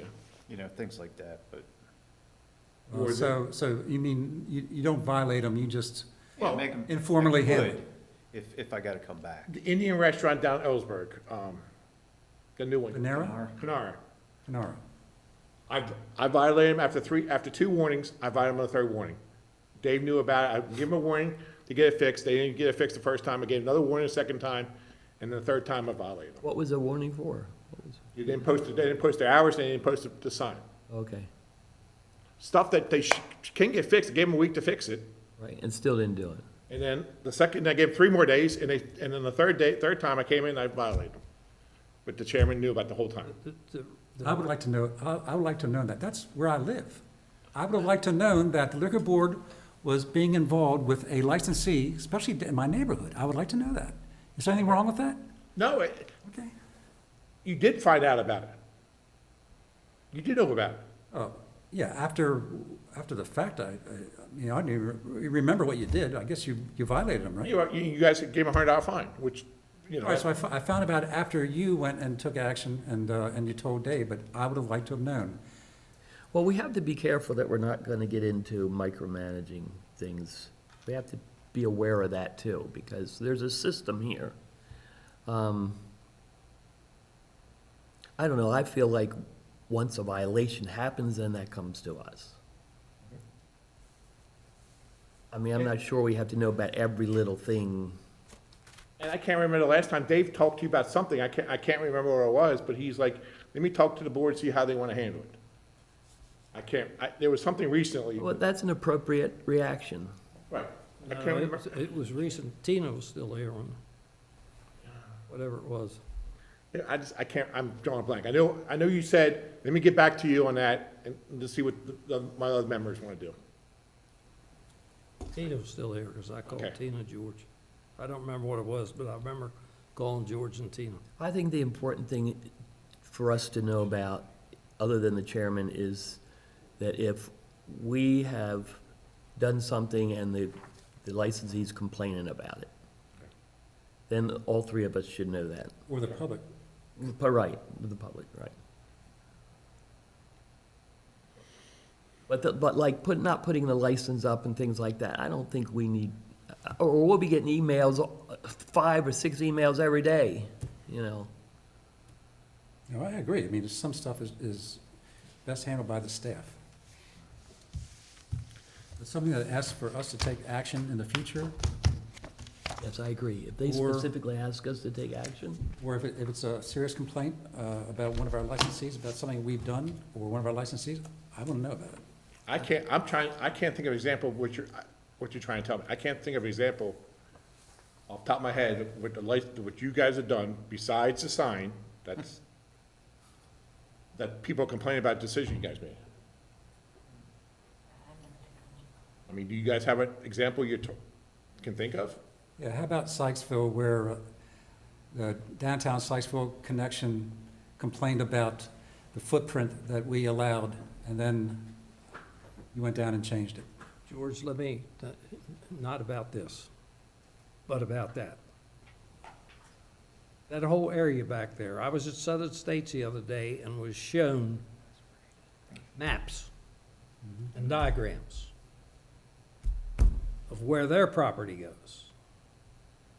And what you saw, okay, infringes upon their property. So that damn little situation in there, if I must say so, It's a mess. it's in no man's land. So That's right. That's, one can say, here, I've got something that shows it's mine. No, I got something that shows it's mine, the same thing. So it's. yeah, that's my understanding of the title problem down there. That's correct. That's a big problem. But that's not even part of it, you know. You asked for an That example. situation was, You asked for only an reason it example. changed, it was because they bought that building. Yeah, but you didn't have the authority to change it. That should have come to the board to change that footprint. I didn't want to get into this, but you asked for an example. Okay.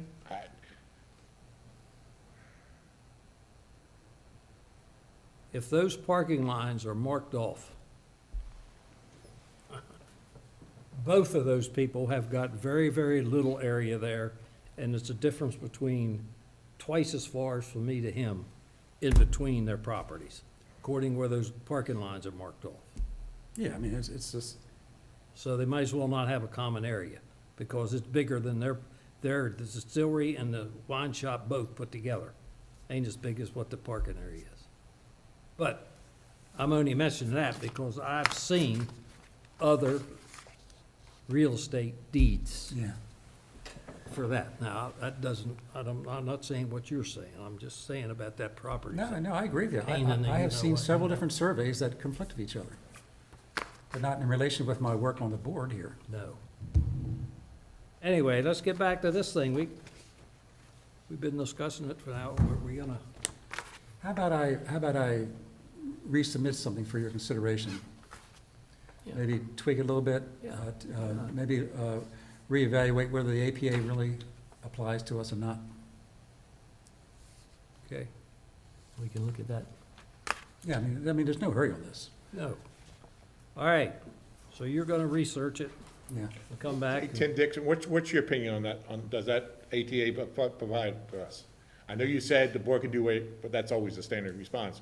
Do you believe this That's not the standard response. Oh, it's That's the 99% response response. when necessary. What's my opinion about what? If I had one of them fancy watches like you people got, This I'd is just, not fair. This is, I would record that and just put on there. Tim says you can do anything what you want. I won't even ask you. I'll just push the button. Tim says you can do anything you want. Seiko, I don't think that's not a fancy. I got a Timex. I'm not talking about your watch. I'm talking about the kids and everybody, do you know that they talk to them and all that stuff? I got a Timex. That's fancy. All it does is Talk tell into time. it. That's fancy. Yeah, there's what There I'm you talking go. about, see?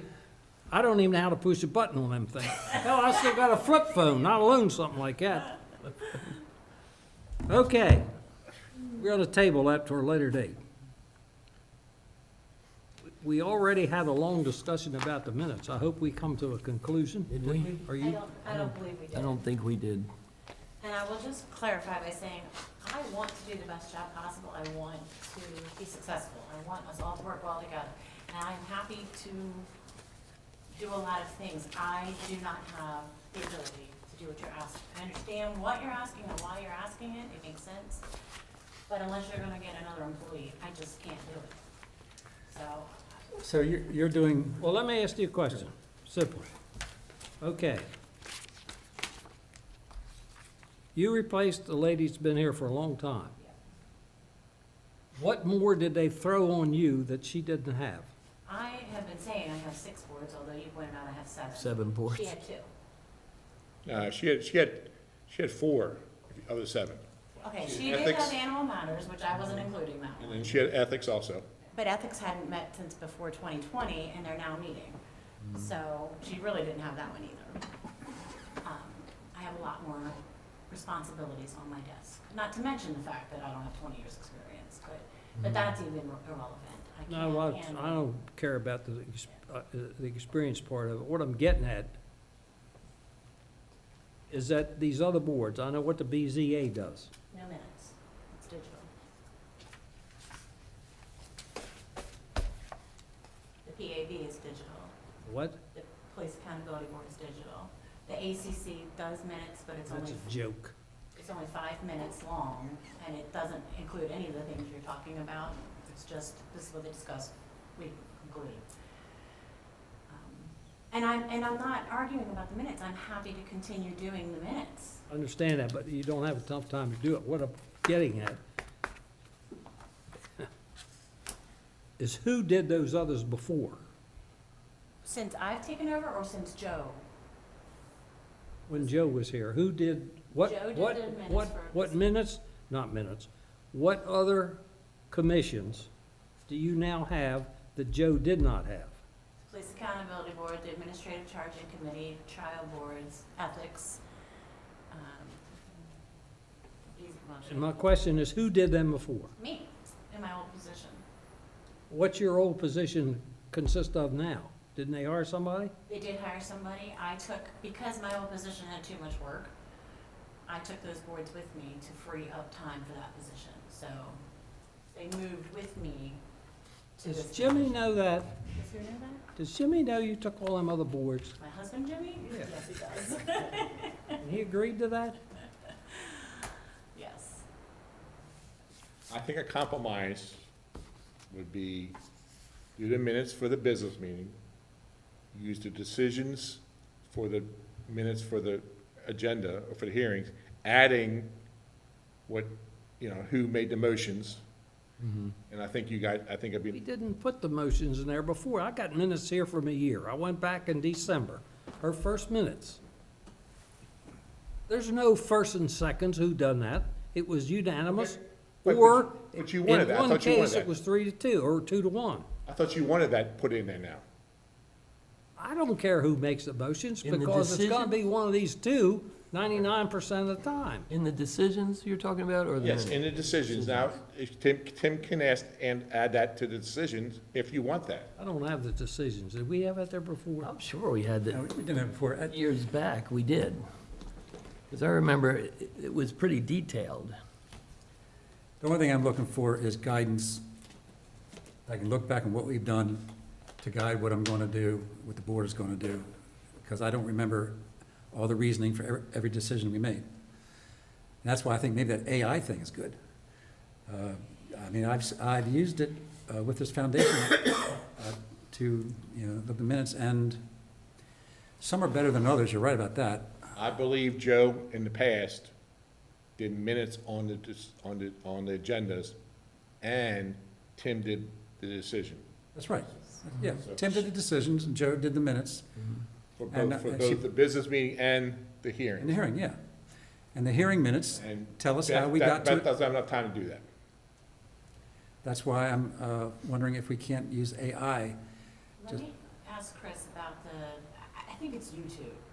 So if it's recorded, YouTube is transcribing it, and I could send you a digital copy of that transcription so you'd have it in writing. Yeah. I know that it is not, like when I have to do transcripts for court cases, it's not sufficient. Court won't accept them because there are too many errors. But I could at least get you something. Yeah, I mean, this is not for the public consumption. This is not, under the Open Meetings Act.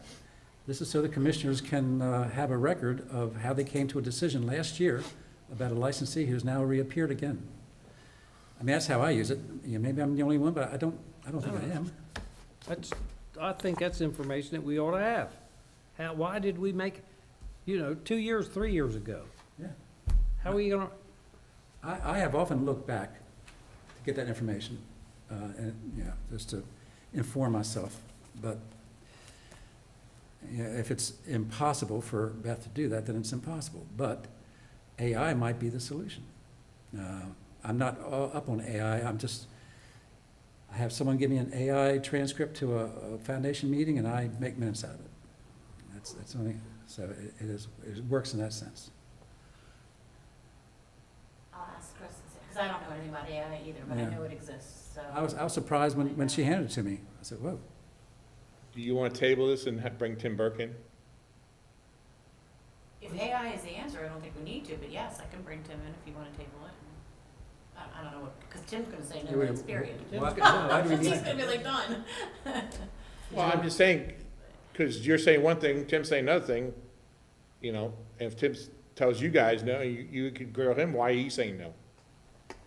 Do you have Chat GPT? I don't do AI, but that's why I said I'll ask Chris about it. GPT, yeah, that you can actually, yeah, it's an AI. I think there's maybe another way to handle the whole situation. However, I think if you look into that, see what you can find before we take another step.